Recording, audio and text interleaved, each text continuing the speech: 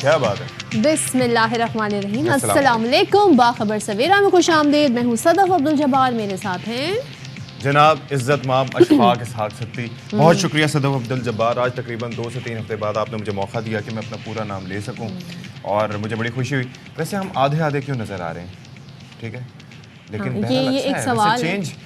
Change ہمیشہ اچھا ہوتا ہے. کانسٹنٹ لائف میں کیا ہوتا ہے؟ کانسٹنٹ لائف میں کچھ نہیں, لائف ہی کانسٹنٹ نہیں ہے, لیکن یہ ہے چینج پازیٹیو ہونا چاہیے. اور باقی یہ کہ جی آج جن لوگوں کو کرکٹ کا کریز ہے, کرکٹ کے شوقین ہیں, کبڈی پہ ایز اے کھیل کرکٹ کو دیکھنا چاہتے ہیں, ان کے لیے آج بڑا دن ہے, کیونکہ آج پہلا سیمی فائنل ہے اور ممبئی میں کھیلا جا رہا ہے انڈیا نیوزی لینڈ. جس کو کرکٹ سے لگاؤ ہے وہ ہم میں سے نہیں ہے. اچھا, بس آپ باقی میچ نہیں دیکھیں گے؟ میں اعلانیہ کہتا ہوں کہ مجھے اب کرکٹ سے لگاؤ نہیں ہے. بھائی کس بات کا لگاؤ؟ آپ کی ٹیم کھیل رہی ہے اس میں نہیں کھیل تو ہو رہا ہے نا.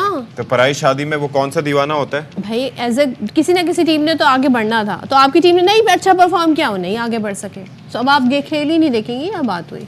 آپ تو ایسے گئے بچے کہتے ہیں نا میں نہیں کھیل رہا. ریسلنگ دیکھ لے بندہ, باکسنگ دیکھ لے, اور بھی کئی کھیل ہیں, تو ضروری ہے کہ آپ نے کرکٹ دیکھنی ہے. دیکھنا ہے نا, میں نے دیکھنا ہے آج کون سی ٹیم نے جیتنا ہے. آپ کس کو سپورٹ کر رہی ہیں؟ چلیں آپ. بھائی میں انڈیا کو چاہتی ہوں وہ جیتے, بیکاز انڈیا نے جو تھرو آؤٹ پرفارمنس دی ہے, دے ڈیزرو اٹ. انڈیا اور BCCI نے مشترکہ جو پرفارمنس واٹ ایور, لیکن ان کا کھیل اچھا ہے, تو کھیل کو جو کہتے ہیں نا جہاں پہ ڈیو ہونا چاہیے, کریڈٹ وہاں دینا چاہیے. لیکن جہاں پر ڈیو ہوتا ہے وہاں پر کرکٹ نہیں ہو پاتی, بال سلپ ہوتی ہے. یہ بھی اچھا ہے. چلے جی, گڈ ون. اب بات کر لیتے ہیں سیاست کی. تو سیاسی میدان میں کیا ہو رہا ہے اور باپ کس کے ساتھ ہے, اور ظاہر ہے کہ باقی کس طریقے سے انتخابی اتحاد بن رہے ہیں. میاں صاحب دیکھیں اتنا سفر کر کے بلوچستان گئے, کافی سارے اسپیکٹس ہیں جن پر بات کرنا بہت ضروری ہے. لیکن پہلے سب سے پہلے ہم کیا کرتے ہیں؟ بتائیں. السلام علیکم کرتے ہیں, لیکن ٹاپ سٹوریز. بلوچستان میں باپ پارٹی سمیت کئی سیاسی شخصیات نون لیگ میں شامل. بلاول بھٹو کہتے ہیں نون لیگ سہارا نہ ڈھونڈے, اپنے بل بوتے پر سیاست کرے. نواز شریف لاہور پر فوکس کرے.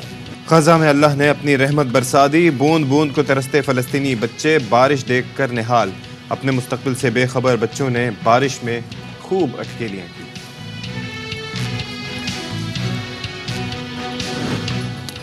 ورلڈ کپ میں قومی ٹیم کی خراب کارکردگی پر PCB کا ایکشن. بورڈ نے کپتان بابر اعظم اور ٹیم مینجمنٹ کو آج طلب کر دیا. ترجمان PCB عالیہ رشید کہتی ہیں بابر اعظم کو مستقبل کا فیصلہ خود کرنا ہے.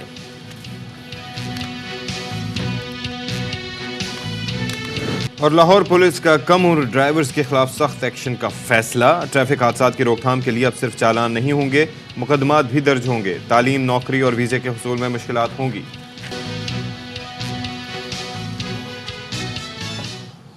جی جناب اعلیٰ. تو جناب پہلے بات کر لیتے ہیں سیاسی منظرنامے میں کیا ہو رہا ہے, کیونکہ بڑی میٹنگز ہو رہی ہیں, بڑے بیانات آ رہے ہیں. وہ جو 2 جماعتیں نون لیگ اور پیپلز پارٹی جو بڑے ایک ساتھ تھے, بھائی چارہ تھا, اتحاد تھا, 16 ماہ انہوں نے حکومت کی, ایک دوسرے کے فیصلوں کو انڈورس کرتے رہے, سپورٹ کرتے رہے. گو کہ اس وقت بھی تنقید ہو رہی تھی فیصلوں پر, لیکن اب راہیں جدا ہو گئی ہیں اور پیپلز پارٹی نے تمام تر جو کہتے ہیں نا طنز اور تیر کے جو نشتر ہیں وہ برسانے شروع کر دیے ہیں. اب عام انتخابات سے پہلے سیاسی جوڑ توڑ بھی جاری ہے. نواز شریف صاحب جی اب کوئٹہ پہنچے کل, اور انہوں نے وہاں پہ جو باپ پارٹی ہے, جس کو کہا جاتا ہے جی کہ وہ جس پارٹی کے ساتھ آ جائے تو بس پھر نمبر گیم جو ہے تھوڑی سی بلکہ کافی حد تک چینج ہو جاتی ہے. تو سابق وزیر اعظم نواز شریف نے کوئٹہ میں صوبے کی بڑی سیاسی جماعتوں کے رہنماؤں سے ملاقات کی, ساتھ لے کر انہیں چلنے کا اندیا دیا. اور بلوچستان عوامی پارٹی کے جو صدر ہیں خالد mixie, chairman senate Sadiq Sanjrani, جمعیت علماء اسلام, پشتونخوا میپ کے رہنما شامل تھے. تو مسلم لیگ میں بہت ساری سیاسی شخصیات نے شمولیت کا بھی اعلان کیا. اور اس پر نون لیگ کے جو سربراہ ہیں نواز شریف صاحب, وہ کیا فرماتے ہیں, وہ ذرا آپ کو دکھاتے ہیں. اچھی کمی یہاں پہ چلائی, آگ بڑھنے میں میں نے آپ کا بھرپور ساتھ دیا, تو ہم اسی طرح سے آگے بھی مل جل کے چلنا چاہتے ہیں. دہشت گردی عروج پہ تھی, اپنے دور میں ہم نے اس کو بالکل نیست و نابود کر دیا. اور ایک پچھلی گورنمنٹ بھی آپ نے دیکھی ہے, حکمرانوں کو یہاں پہ 100-150 لوگ شہید ہوتے ہیں. سخت سردی میں, فروری کا مہینہ ہے, چھوٹی چھوٹی بچیاں اپنے میت کے ساتھ لپٹ جاتی ہیں, روتی ہیں. وہ منظر دیکھا نہیں جاتا.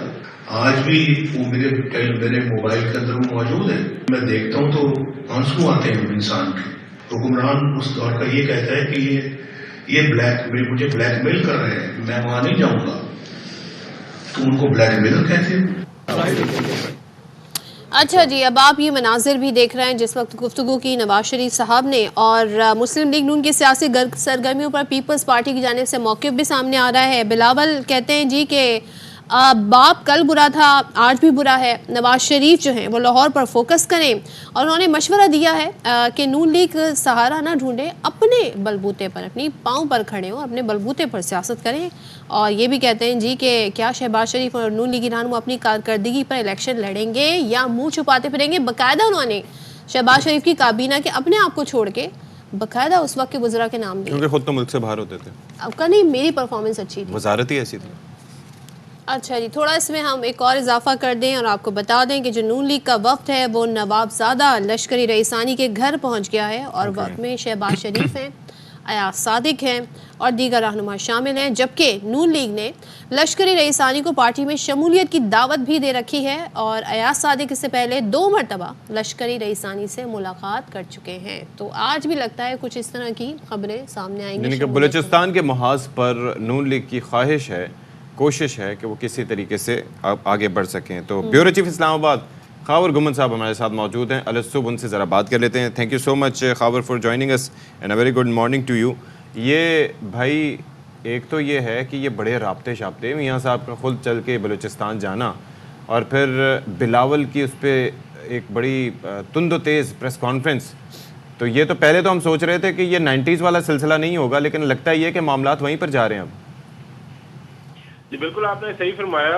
वैसे तो वो अंग्रेजी में कहते हैं ना कि week is a long time in politics. एक हफ्ता भी काफी ज्यादा होता है सियासत के अंदर बढ़िया तब्दीलियां होने के लिए।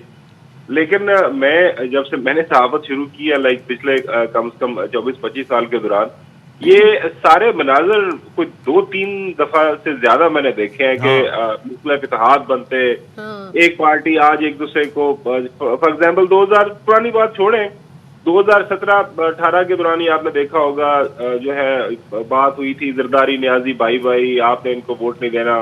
उसके बाद फिर पीपल्स पार्टी जिस तरह की बात करती थी, फिर पीडीएम की हुकूमत बनी तो बिलावल भुट्टो जरदारी साहब कहते थे कि शहबाज शरीफ साहब मेरे वज़ीर आज़म हैं। शहबाज शरीफ साहब आपको पता होगा कि वो नेशनल असेंबली के अंदर की नवीद कमर साहब इतने अच्छे हैं कि मैं अपनी ख्वाहिश है कि ये पीपल्स पार्टी वो नवीद कमर साहब को PMLN को दे दे। सारे मनाजर हमारे सामने थे।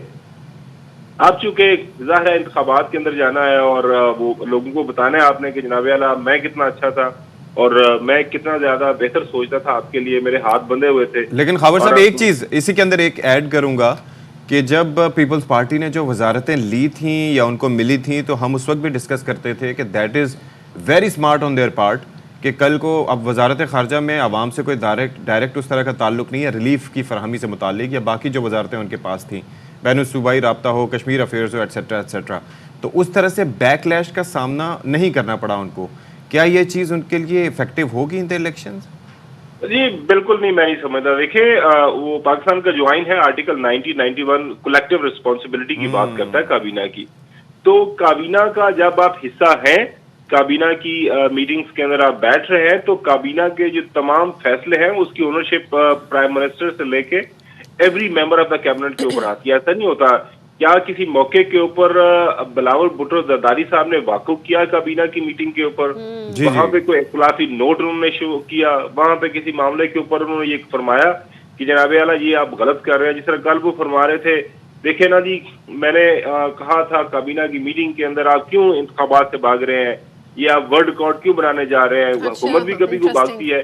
तो उस वक्त हमें बताते बाहर आके काबीना की मीटिंग के फौरन बाद कि जनाब आला ये अजीब किस्म की गवर्नमेंट है, मैं इस गवर्नमेंट का हिस्सा हूँ, लेकिन मैं आपको बताना चाहता हूँ कि मैं कह रहा हूँ कि हमें अवाम के पास जाना चाहिए, ये अवाम के पास जाने से डरते हैं।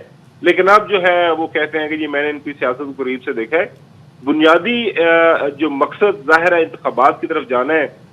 अच्छा, तो अपना एक माहौल बनाने की कोशिश की जा रही है। खावर एक चीज और अभी पिछले दिनों की बात है, नवाज शरीफ साहब के आने से पहले की बात है, जरदारी साहब बड़े एक्टिव थे और बाकायदा हमें ये खबरें आ रही थी कि अब जो बाप पार्टी है وہ پیپلز پارٹی میں کے ساتھ چلنے کو تیار ہو گئی ہے. کچھ نام بھی سرکولیٹ ہوئے تھے, تو وہاں اس محاذ کا کیا بنا, وہاں کیا ناکامی کے بعد آج جو غصہ بلاول دکھا رہے ہیں وہ اس وجہ سے ہے. اگر پیپلز پارٹی کے ساتھ باپ والے آ جاتے تو ٹھیک تھا, نہیں ہے تو پھر وہ کہہ رہے ہیں جی کل بھی برے تھے آج بھی برے ہیں. نہیں ظاہر ہے, یہ تو وہی میں عرض کر رہا ہوں کہ یہ ایسا ہی لگ رہا ہے. لیکن جہاں تک سیاست ہے محترم نواز شریف صاحب کی, تو وہ جو میں دیکھ رہا ہوں ایسا لگتا ہے کہ وہ ایک رتی بھر بھی جو ہے نا ان کا تبدیلی نہیں آئی. وہ ارلی 90 سے لے کے جب وہ پہلی دفعہ 1990 میں وہ IGI کے الیکشن کی وجہ سے جب بنے تھے, وہ جو ہے وزیر اعظم, آپ کو پتا ہے وہ ایک سپریم کورٹ کا فیصلہ بھی آیا ہوا اصغر خان کیس. ایگزیکٹلی, اس کے بعد سے لے کے ابھی تک ایسا ہے کہ ان کے سامنے ایک پلاٹ ہوتا ہے, بس وہ اسی کو سامنے رکھتے ہوئے اس کے اوپر عمل کرتے ہیں اور آگے بڑھتے ہیں. لیکن ایک بات میں ضرور جو ہے کرنا چاہوں گا, جو میری تھوڑی وہ آبزرویشن ہے. دیکھیں ہم اس وقت 2023 کے آخر میں, اور سارے جو سیاستدان ہیں ہمارے یہ پیداوار ہیں 80s 90s کی. پلوں کے نیچے سے پانی بہت بہہ چکا ہوا ہے. میرے خیال میں اب عوام کے پاس اگر یہ جا کے پوچھیں گے نا کہ وہ ان کے بارے میں کیا سوچتے ہیں, کیا دیکھتے ہیں, کیا رائے رکھتے ہیں, تو وہ ایک بڑا مجھے لگ رہا ہے کہ یہ جو سرپرائز پیکج ہمیں ملے گا 2023 کے انتخابات کے اندر, ظاہر ہے IPP بھی آ رہی ہے, اس کے علاوہ اور بھی پولیٹیکل پارٹیز اب بھی اسی انتظار میں ہیں. لیکن خاور صاحب آپ یہ جو سرپرائز کی بات کر رہے ہیں, ایک تو بات ہو رہی ہے یہاں پر ہر طرف لیول پلینگ فیلڈ کی, ہر کوئی شکوہ کر رہا ہے. دوسرا میں بارہا ایک چیز کا تذکرہ کرتا ہوں, الیکٹورل ریفارمز کا نہ ہونا, اور 2018 میں جو خدشات کا اظہار کیا گیا تھا, کیا وہ خدشات ابھی ختم ہو چکے ہیں؟ اور الیکٹورل ریفارمز نہ ہونے کی وجہ سے جب بھی انتخابی نتائج جو بھی آئیں گے, تو جو جماعت جیتے گی اس کے علاوہ کیا باقی منوان اس فیصلے کو تسلیم کر لیں گے الیکشن کمیشن کے جو الیکشنز کے نتیجے میں آئیں گے؟ دیکھیں یہ تو ایک بہت بڑا المیہ پاکستان کی انتخابی سیاست کا رہا ہے کہ یہی ہمیں بتایا جاتا ہے کہ 1970 کے انتخابات کے علاوہ کوئی دوسرے ایک بھی ایسا الیکشن نہیں گزرا جس کے نتائج کو تمام سیاسی جماعتوں نے منوان مانا ہو. 1970 کے بھی جو انتخابات ہوئے, انتخابات تو فری اینڈ فیئر ہوئے, لیکن ان نتائج وہ بھی آپ کو پتہ ہی ہوگا کہ نہیں مانے گئے تھے, اکثریت کو نہیں مانا گیا تھا. اینیویز یہ تاریخ کا حصہ ہے. آج کی جو اس وقت ہم دیکھ رہے ہیں کہ جو صورتحال ہمارے سامنے ہے صدی صاحب, اس میں کوئی دو رائے نہیں ہے کہ اس وقت پاکستان کے اندر تفریق ہے, تقسیم ہے, جو ہماری سیاست, جو سیاسی منظر نامہ ہے اس کے اندر کافی شدت سے ایک دوسرے کے ساتھ مخاصمت کی جا رہی ہے, نفرت کی جا رہی ہے. لیکن اس سب کے باوجود جو مجھے ایک چیز مثبت نظر آتی ہے وہ یہ ہے عوام. پاکستان کا ایک جو بلک ہے وہ یوتھ کے اوپر وہ اس کا انحصار ہے. اور آپ کو یاد ہوگا کہ بائی الیکشن ہوئے تھے, جو ووٹر ٹرن آؤٹ کافی زیادہ تھا. تو میرے خیال میں جو بھی ابھی انتخابات ہونے ہیں, جو میں دیکھ رہا ہوں, دیکھتے ہیں کہ اب کیا ہوتا ہے, کیونکہ یہ بھی بڑا انٹرسٹنگ ہے کہ دونوں ہی جماعتیں ایک دوسرے کی پرفارمنس کے اوپر سوال اٹھا رہی ہیں, جبکہ دونوں نے ساتھ مل کے حکومت کی ہے, چاہے پیپلز پارٹی ہو چاہے نون لیگ ہو. وہ کہہ رہے ہیں جی وہ منہ چھپائیں گے, اب نون لیگ کہتی ہے کہ آپ نے سندھ میں کیا کیا, شکوہ جواب شکوہ, اشعار بھی پڑھے جا رہے تھے. دیکھتے ہیں عوام کیا ججمنٹ کرتے ہیں اور پھر کیسے فیصلہ دیتے ہیں ووٹ کے ذریعے. تھینک یو سو مچ خاور گھمن, صبح سویرے اسلام آباد سے جی تجزیہ وہ ہمارے ساتھ خواجہ سعد رفیق اور ناصر حسین شاہ کے درمیان اشعار کا تبادلہ بھی ہوا. ہاں یہ تو بھائی اب تو یہ ہوگا, شاعری کی زبان میں جی بہت کچھ کہا جائے گا. شاعری کریں لیکن احتیاط سے. اور اب آپ کا فیوریٹ ٹاپک, اب وہ ٹاپک کیا ہے؟ کرکٹ. جاگ گئے اشفاق. چلو جی, بات یہ ہے کہ جو بھی ہے ہم کھیلیں نہ کھیلیں, میں تو خیر نہیں دیکھوں گا, اور دیکھوں گا تو چھپ چھپ کے دیکھوں گا, نفرت کی نگاہ سے دیکھوں گا. کس کو نفرت کی نگاہ سے دیکھیں؟ ظاہر ہے کہ بھارت کو دیکھنا پڑے گا, اب کیا کروں پھر. گیم دیکھیں آپ. مطلب ایک تو مجھے بڑا افسوس اس بات کا ہوا کہ بھارت ناقابل شکست رہا, باوجود اس کے کہ ان کی ٹیم بڑی ٹیلنٹڈ ہے, ان کا کیپٹن بہت اچھا ہے, he is leading from the front. Virat Kohli, Ishan Kishan, Shreyas سے لے کے کے ایل راہل, ہر کوئی کا جو ریکارڈ ہے نا, خاص طور پہ جو ناک آؤٹ سٹیجز ہیں, خاص طور پہ جو سیمی فائنل رہے ہیں, جو نیوزی لینڈ سے جو ان کے میچز رہے ہیں, اس طرح کی سچویشن میں وہاں پہ بھارت کولیپس کر گیا اور بھارت کی پرفارمنس نہیں رہی. وراٹ کوہلی کا ریکارڈ بھی ایسے ہی ہے کہ ناک آؤٹ سٹیجز میں جی وہ نہیں پرفارم کر سکے ہیں. تو یہ ساری صورتحال ہے. اب میزبان جو بھارت ہے, ایک بازی انہوں نے آج کی اگر جیت لیتے ہیں تو پھر ظاہر فائنل میں پہنچیں گے, اور اگر آج نیوزی لینڈ جیت جاتی ہے تو پھر دیکھتے ہیں جی کہ جو آسٹریلیا اور ساؤتھ افریقہ کا سیمی فائنل ہونا ہے, تو لیکن ایک چیز ہے ایجے، ویسے آپ مجھے بتائیں نا کہ 9 میچز کے لیے 9 جیتے، اچھا کسی ایک شعبے میں نہیں، مثال کے طور پر ہم تو یہ ہے کہ بالنگ اچھی نہیں ہوئی تو چلو جو میچ جیتے ہیں تو بیٹنگ کی وجہ سے یا کسی ایک شعبے، انہوں نے ہر شعبے میں بالنگ، بیٹنگ، فیلڈنگ، ہر شعبے میں دوسری ٹیمز کو، اسپن بالنگ ہو، فاسٹ بالنگ ہو، ہر شعبے میں مخالف ٹیم کو آؤٹ کلاس کر کے جیتے ہیں. تو مجھے یہ لگتا ہے کہ ان کو نیوزی لینڈ کی جو ٹیم ہے وہ میرے خیال میں ہرانے کی پوزیشن میں نہیں ہوگی. لیٹس سی کیا ہوتا ہے، کیونکہ بھارت کی پرفارمنس بہترین جا رہی ہے. اب آج کے میچ میں کیا ہوتا ہے، لیکن ہم اپنی ذرا بات کر لیتے ہیں، اپنے گھر کو ہاؤس ان آرڈر ذرا کرنے کی کوشش کرتے ہیں، کیونکہ اب جب ہماری ٹیم کے جو کیپٹن ہیں وہ واپس آ گئے ہیں، پرفارمنس اچھی نہیں تھی، کیوں تھی، ایسا کیا ہوا، باڈی لینگویج کی بھی بات ہو رہی ہے، جو ٹیم میں ایک نظر آنا چاہیے کیپٹن کا رول گراؤنڈ کے اندر وہ نہیں تھا، سب اس پہ بھی سوال اٹھا رہے ہیں. تو جی مشورے بھی ہوئے، کل پرسوں آپ نے دیکھا سینئر جو کرکٹرز ہیں اس کے ساتھ بیٹھک بھی لگی، اور پاکستان بورڈ نے جی پوسٹ مارٹم کا فیصلہ کر لیا ہے. چیف سلیکٹر انضمام الحق پہلے ہی استعفیٰ دے گئے ہیں. اب بورڈ نے توصیف احمد کی سربراہی میں قائم عبوری سلیکشن کمیٹی بھی تحلیل کر دی ہے، اور اس ذرائع یہ بتا رہے ہیں کہ محمد حفیظ کا نام اس عہدے کے لیے زیر غور ہے. یعنی محمد حفیظ آسٹریلیا اور نیوزی لینڈ کے لیے ٹیم کا انتخاب کریں گے جو دورہ. اچھا یہ بھی پھر وہ تو نام تو ہم یونس خان کا بھی سن رہے تھے، ان سے بھی ملاقات ہوئی، تو پھر لیٹس سی واٹ ہیپنز. ان میں سے کوئی ایک ہوگا جو آپ کو تصویریں تو شاہد ہاشمی صاحب نمائندہ خصوصی برائے کھیل ہمارے ساتھ موجود ہیں. شاہد بھائی مجھے یہ بتائیں سب سے پہلے کہ آپ کی اپنی منزل، آپ کا پڑاؤ کہاں پر ہے اور کیا صورتحال ہے؟ میچ کے حوالے سے بھی کچھ تجزیہ تبصرہ کر دیجیے گا. میں نے تو یہ صدف کو کہا ہے، میں نے تو صدف کو یہ کہا ہے کہ it seems very in likely کہ وہ اس بار جس طرح سے ہر ایریا میں، ہر شعبے میں بھرپور طریقے سے کھیلیں بھارتی، تو مجھے نہیں لگتا کہ ان کو کوئی روک پائے گا سیمی فائنل میں. Your thoughts? پہلے تو یہ کہ پڑاؤ کلکتہ میں ہے، بمبئی کا سیمی فائنل نہیں ہے، یہاں والا سیمی فائنل ہے، پھر انشاءاللہ فائنل ہے. تو سیمی فائنل میں ایسا ہی لگ رہا ہے، ہوم گراؤنڈ ہے بہت سے پلیئرز کا، بمراہ کا ہوم گراؤنڈ ہے، روہت شرما کا ہوم گراؤنڈ ہے، شریاس ایئر کا ہوم گراؤنڈ ہے. تو بہت کانفیڈنس ہے انڈیا کی ٹیم کے پاس، مومنٹم بھی ہے، لیکن اندر سے ایک چھوٹا سا خوف ہے انہیں کہ ہمارا لیگ فیس میں کوئی برا دن نہیں آیا، کہیں ناک آؤٹ میں نہ آ جائے. ناک آؤٹ میں ہم ہارتے رہے، پچھلے ورلڈ کپ میں اسی حریف نے ناک آؤٹ میں ہرایا تھا اور صرف 239 رنز کر کے نیوزی لینڈ نے ہرایا تھا. تو اندر سے تو کچھ تھوڑا سا وہم، تھوڑا سا خوف بھی ہے. ہونا نہیں چاہیے، اتنے کانفیڈنس سے اتنے اچھی کرکٹ کھیلی ہے انڈیا نے کہ ان کے سامنے نیوزی لینڈ کا بہت ہی کم چانس ہے. میرے حساب سے 70% انڈیا کا چانس ہے، 30% نیوزی لینڈ کا. وہ بھی کوئی زبردست کوئی پرفارمنس دے دی بیٹر نے یا کوئی بہت ہی اچھی بالنگ کر کے 5-6 آؤٹ کر گیا تو ہی نیوزی لینڈ کا چانس ہے، ورنہ بھارت کا فائنل میں پہنچنا یقینی نظر آ رہا ہے. اچھا، اور شاہد صاحب ذرا ایک خبر بھی آپ کے ساتھ شیئر کر دیں کہ جو ناقص قومی ٹیم کی کارکردگی رہی ہے اس پر بھی، اور اس کے بعد بھی مشاورت کا سلسلہ اب جاری ہے. Chairman P C B management committee آج بھی اہم ملاقاتیں کرے گی، اور کپتان بابر اعظم آج دوپہر ذکا اشرف سے 1-on-1 ملاقات کریں گے، اور ظاہر ہے اس کے بعد فیصلہ بھی ہوگا کہ بابر کو کپتان رکھا جائے یا وہ خود کیا فیصلہ لیتے ہیں. اور ون ڈے اور T20 فارمیٹ کے لیے نیا کپتان لانے کی تجویز ہے. تو کیا ہم آج ایکسپیکٹ کریں شاہد صاحب کہ فیصلہ ہو جائے گا، اور کیا فیصلہ ہو سکتا ہے آپ کے خیال میں ممکنہ؟ دیکھیں لافنگ اسٹاک بنایا ہوا ہے پاکستان کی کرکٹ کو. مجھے تو تماشے پہ بڑی حیرانگی ہو رہی ہے. 2003 کے کپتان کو بھی بلا لیں، 2007 کے کپتان کو بھی بلا لیں، 2015 کے کپتان کو بھی بلا لیں، 2019 کے کپتان کو بھی بلا لیں.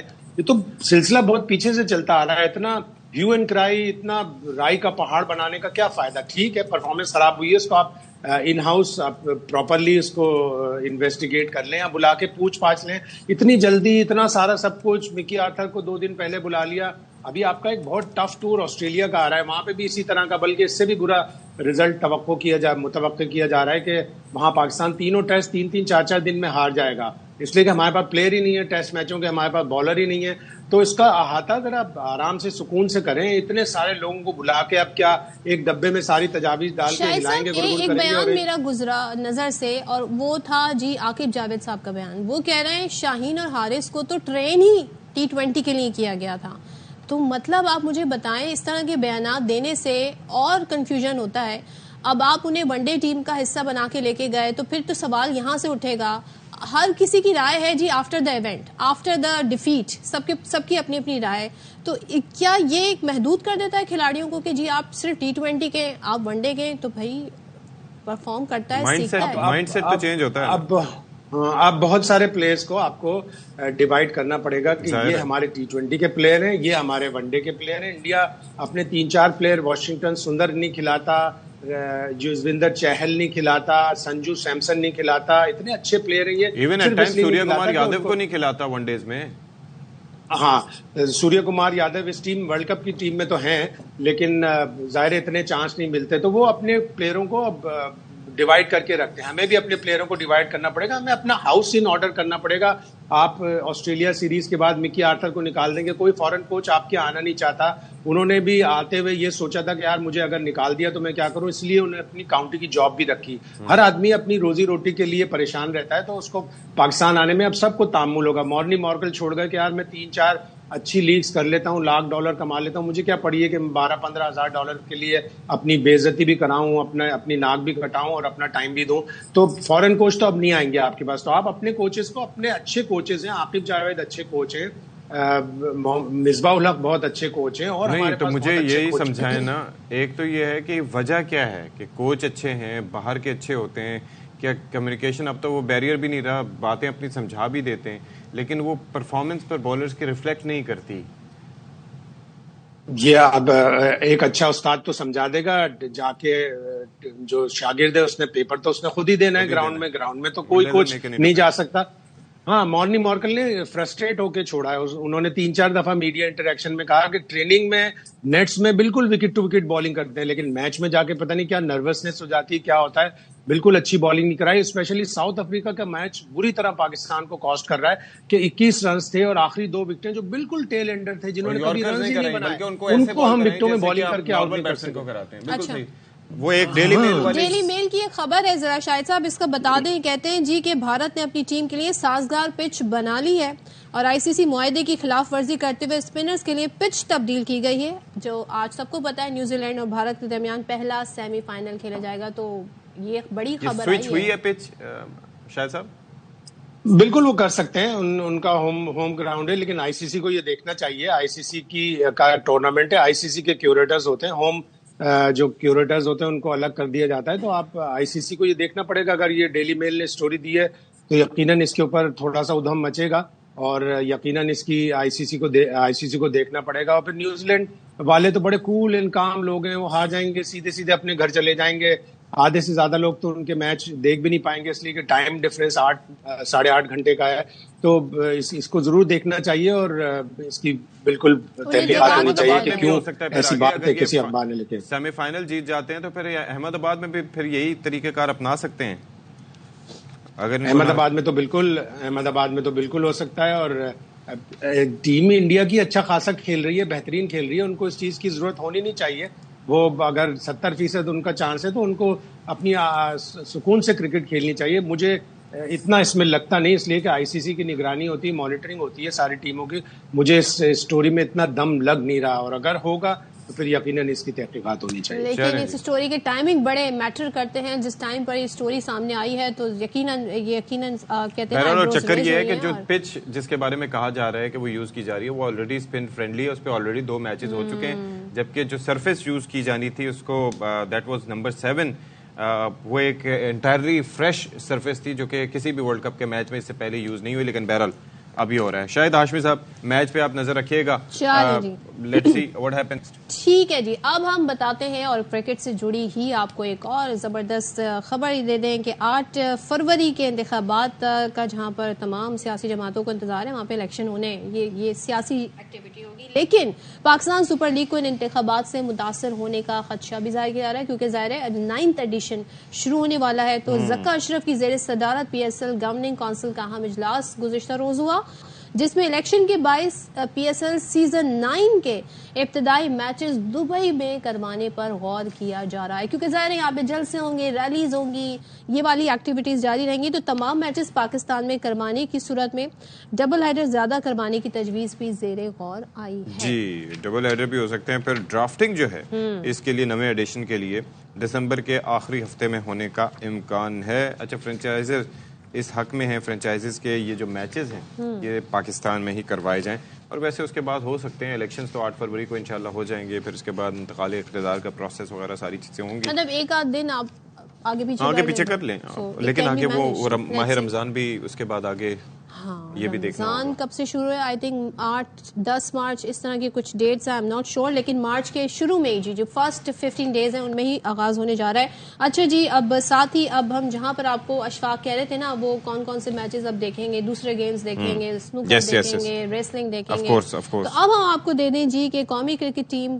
جو ہے اس نے ہمیں تو کوئی ایسی خوشی کی خبریں نہیں دی ہیں, لیکن اب روایتی حریف جو بھارت ہے اس سے ہمیں دوسرے گیمز جو ہیں ان میں مقابلے جاری ہیں, اور پاکستان کے نوجوان جو ہیں اسنوکر پلیئر ہیں احسن رمضان, انہوں نے پاکستانیوں کے دل جیت لیے. دیکھ سکتے ہیں جی آپ ان کی تصویر.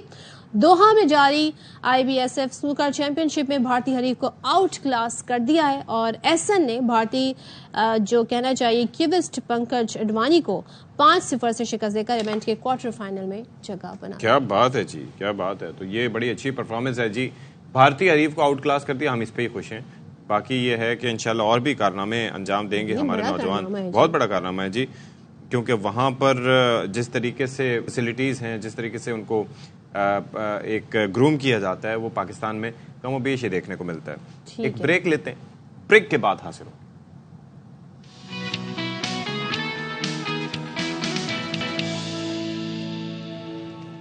اچھا جی, ویلکم بیک ونس اگین. اور اس وقت ہم بات کریں گے غزہ کی, جہاں پر خاص طور پہ اس وقت جو سب سے زیادہ ڈسکشن میں آ رہا ہے وہ ہاسپٹل ہے, الشفا ہاسپٹل, جہاں پر بمباری کی گئی, اور اس پر اسرائیل کا موقف یہ ہے کہ یہاں پر حماس کے جو رہنما ہیں یا حماس کے جو کارکنان ہیں وہ یہاں پر چھپے ہوئے ہیں, جبکہ بہت سارے ایسے میڈیکل اسٹاف کے لوگ جو کہ باقاعدہ ڈفرینٹ کنٹریز سے ان کا تعلق ہے, کوئی نارویجین ہے, کوئی کسی اور ملک سے تعلق رکھتا ہے, انہوں نے باقاعدہ آ کر سوشل میڈیا پر یہ بیان دیا ہے کہ ہمیں 16 سال ہو گئے, کسی نے کہا ہمیں 10 سال ہو گئے یہاں پر میڈیکل فیسلٹیز پرووائڈ کرتے ہوئے, ہم نے یہاں پر کوئی ایسی ایکٹیویٹی نہیں دیکھی, کوئی سرنگ ہو, کوئی یہاں پر آ کے چھپا ہوا.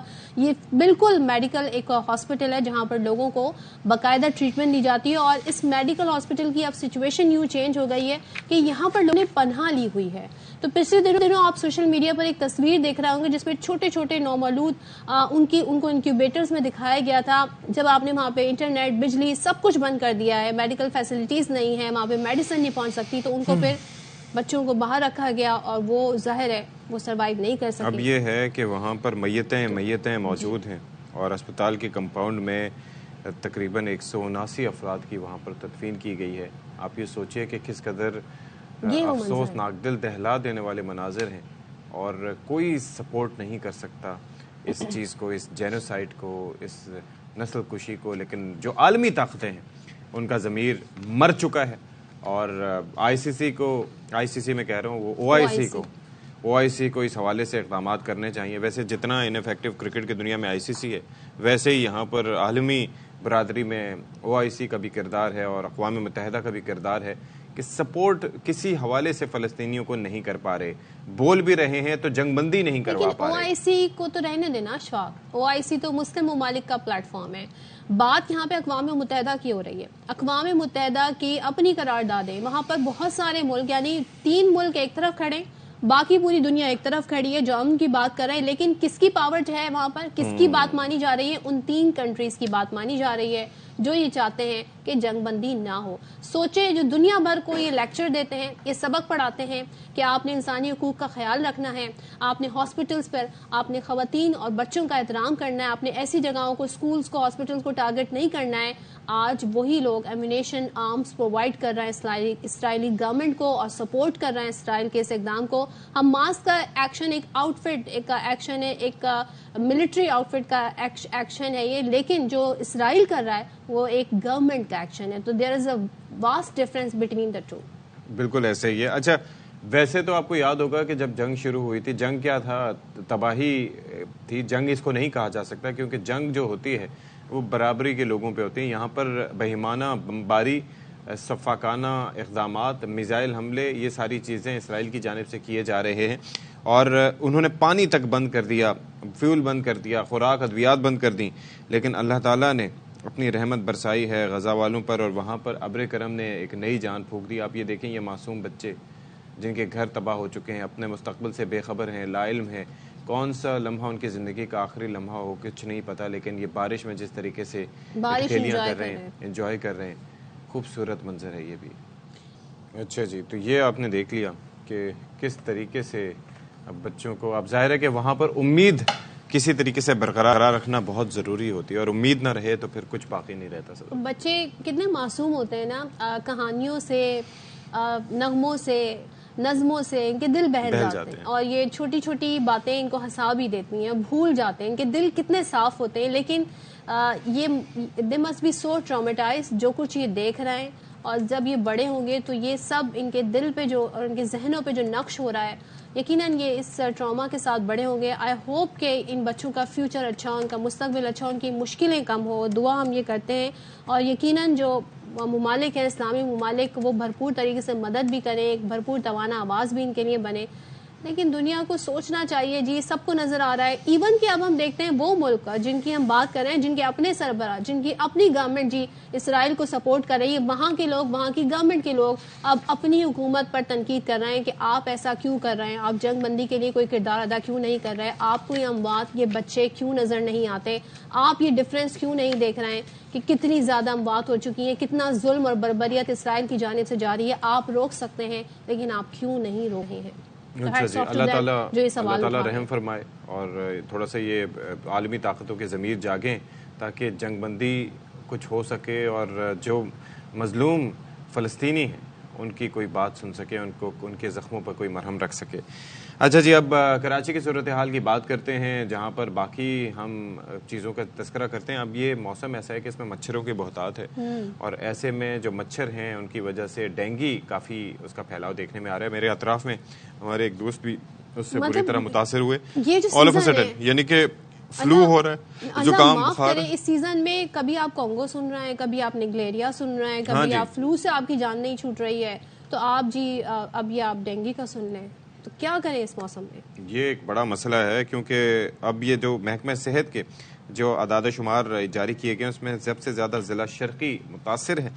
700 کے لگ بھگ مریض زیر علاج ہیں. ضلع جنوبی اور وسطی میں بھی ڈینگی بخار تیزی سے پھیل رہا ہے، اور یہ بڑا ایک کنسرننگ فیکٹر ہے.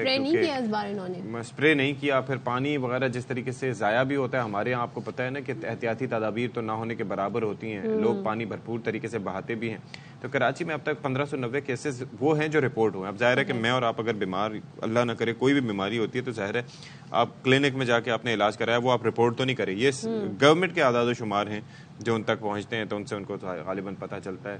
تو یہ میکینزم بھی ہمیں پوچھنا چاہیے کہ یہ طریقہ کار کیا ہے. اچھا، بہت سارے لوگ تو سیلف میڈیکیشن کر لیتے ہیں، تھوڑی بہت جو ٹریٹمنٹ انہیں آتی ہے، دواؤں کا پتہ کر لیتے ہیں. انور خان ہمارے ساتھ ہیں، ذرا ان سے پوچھ لیتے ہیں. انور، ہمارے سامنے جو اعداد و شمار آئے ہیں ضلع شرقی کے خاص طور پہ، یہ نمبرز تو غیر الارمنگ ہیں، لیکن یہ وہ نمبرز ہیں جو رپورٹ ہوئے ہیں. بہت سارے ایسے بھی ہوں گے جو نہیں رپورٹ ہوں گے. تو ابھی تک کیا جو شہر قائد میں ڈینگی سے مریضوں کی تعداد ہے، اس کے آپ کے پاس کیا اعداد و شمار ہے؟ جی دیکھیں، اس وقت رواں ماہ کے دوران جو کیسز سامنے آئے کراچی میں سب سے زیادہ 1590 اعداد و شمار ہیں، جو کہ کم و بیش محکمہ صحت کی جانب سے جاری کیے گئے. عملاً صورتحال بالکل اس کے برعکس ہے. کراچی کے متعدد نجی اسپتالوں کی جانب سے جو کیسز رپورٹ ہوتے ہیں ڈینگی کے، اس کا ڈیٹا محکمہ صحت کو فراہم نہیں کیا جا سکتا.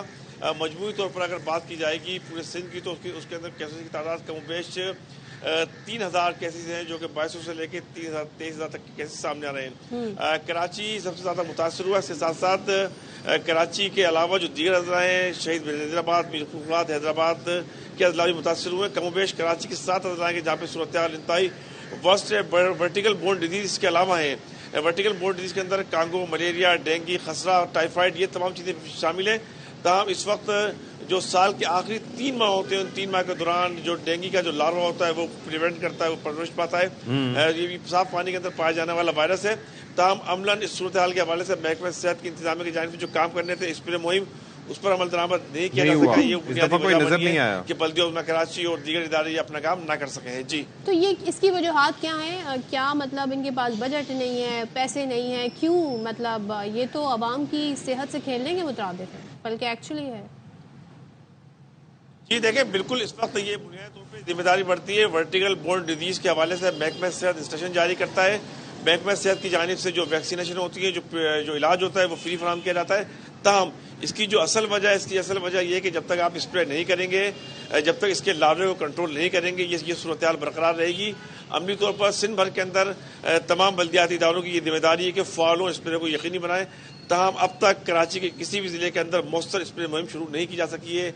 ये वो बुनियादी वजह बनी है कि जिसकी वजह से मुसलसल जहाँ पे साफ़ पानी जमा होता है, लोगों की भी जिम्मेदारी है कि लोग भी साफ़ पानी को घरों के अंदर जमा न होने दें। अलबत्ता कराची के वो इलाके जहाँ पर पानी साफ़ पानी जमा हो जाता है, पीने का साफ़ पानी जो लाइनों से निकलता है, वहाँ अगर स्प्रे ना किया जाएगा तो उसकी उस सूरत के नतीजे के अंदर स्प्रे होना जरूरी है। लेकिन आवाम के लिए एक पब्लिक सर्विस मैसेज है जो मैं हर किसी बीमारी या कोई वायरस कोई पैरासाइट आता है उस हवाले से मैं ज़रूर सोचती हूँ कि इस बारे में आपको बताएं। अपनी जी सेहत का ख्याल खुद रखें, कहीं पे पानी इस तरह का जमा ना होने दें। जो इस तरह के लोशन आते हैं जिससे मच्छर आप दूर रहें वो वाले इस्तेमाल करें, कॉइल इस्तेमाल करें। इस तरह की बहुत सारी चीजें जो मच्छर भगा सकती हैं। और फुल स्लीव्स पहने और ब्लैक कलर पहन के ना सोएं। तो ये अपना ख्याल आप खुद रखें। और अगर आपको जरा से भी कहीं पे लग रही है, आपको प्रॉब्लम, आपको शक है, आपको डेंगू हो सकता है, जाए डॉक्टर से जी कंसल्ट करें। चलें जी, डोंट ट्रस्ट द आपने। गवर्नमेंट। आप ब्रेक ले लेते हैं, ब्रेक के बाद आते हैं। चले जी, एक बार फिर से आपका खैर मकदम है। सदफ, आप कुछ कहना चाह रही थी? मैं ही कह रही थी, इस मुल्क में आपको एक चीज फ्री में मिलती है, वो है सांस लेना, जिस पे टैक्स नहीं लगता। बाकी सारी चीजों पे टैक्स लगता है। अब उसमें भी इतनी आलूदगी है, उसके जरिए इतने जर्म्स। मेरे ख्याल में कुछ अरसे बाद ना उसके अंदर भी कुछ कोरोना भी उससे हो रहा है, फलाने इलाके ऐसे हैं, इन्फ्लुएंजा उससे हो रहा है कि जो जहाँ पर एयर क्वालिटी इंडेक्स बेहतर है तो वहाँ पर जाने के लिए आपको खुसूसी तौर पर कुछ टैक्स देना पड़ेगा, अदरवाइज जो है वो पॉसिबल। आप एयर क्वालिटी इंडेक्स तो देखें, कराची से लेके लाहौर से लेके मुल्क के तोलो अर्ज में जो सूरत हाल है वो काफ़ी ख़तरनाक है। और अब उसकी वजह से जैसे फेफड़ों के अमराज के हवाले से कहा जाता है कि लाहौर में जो सूरत हाल है 400-500 जो AQI है, और जिस तरह से हम आपको बताते हैं कि 0 से 50 तक तो ठीक है, 50 से 100 तक सेंसिटिव ग्रुप्स के लिए खतरनाक, और जो 400-500 तक है तो ये इरिवर्सिबल उनके फेफड़ों के लिए आज भी 400 कुछ है लाहौर में जी। अब चक्कर ये है कि आज भी मैं जब आ रहा था तो आपको पता है कि सड़कों पर जगह जगह ये जो कंस्ट्रक्शन का काम चल रहा है, सड़कें बनने का नाम नहीं लेती, गर्दो गुबार से जो आपके अंदर जा रहा होता है उससे लोग दमे का शिकार हो रहे हैं, तरह तरह के अमराज का शिकार हो रहे हैं। रिपोर्टेडली कहा जा रहा है कि 7% लोग पाकिस्तान में अस्थमा का शिकार हैं या दमे के मर्ज में मुब्तला हैं। कई लोग एलर्जी के अस्थमा का भी शिकार होते हैं, जहाँ पर सांस की नालियों में इन्फ्लेमेशन हो जाती है एक मखसूस महीनों में, और ख़ास तौर पर सर्दी में जी ये जो दमे का जो मर्ज है इसमें इजाफा हो जाता है और एहतियात ना करें तो फिर मुश्किलात हो जाती हैं। तो जिसमें जी अब सांस की नालियों में सोजिश हो जाती है और भी बहुत कुछ इसकी सारी चीज़ें हैं। एहतियात क्या की जाए ऐसे मौसम में जब लोग इन्फ्लुएंजा और नज़ला ज़ुकाम इन चीज़ों का शिकार हो रहे हैं, साथ में अगर किसी को दमा भी है।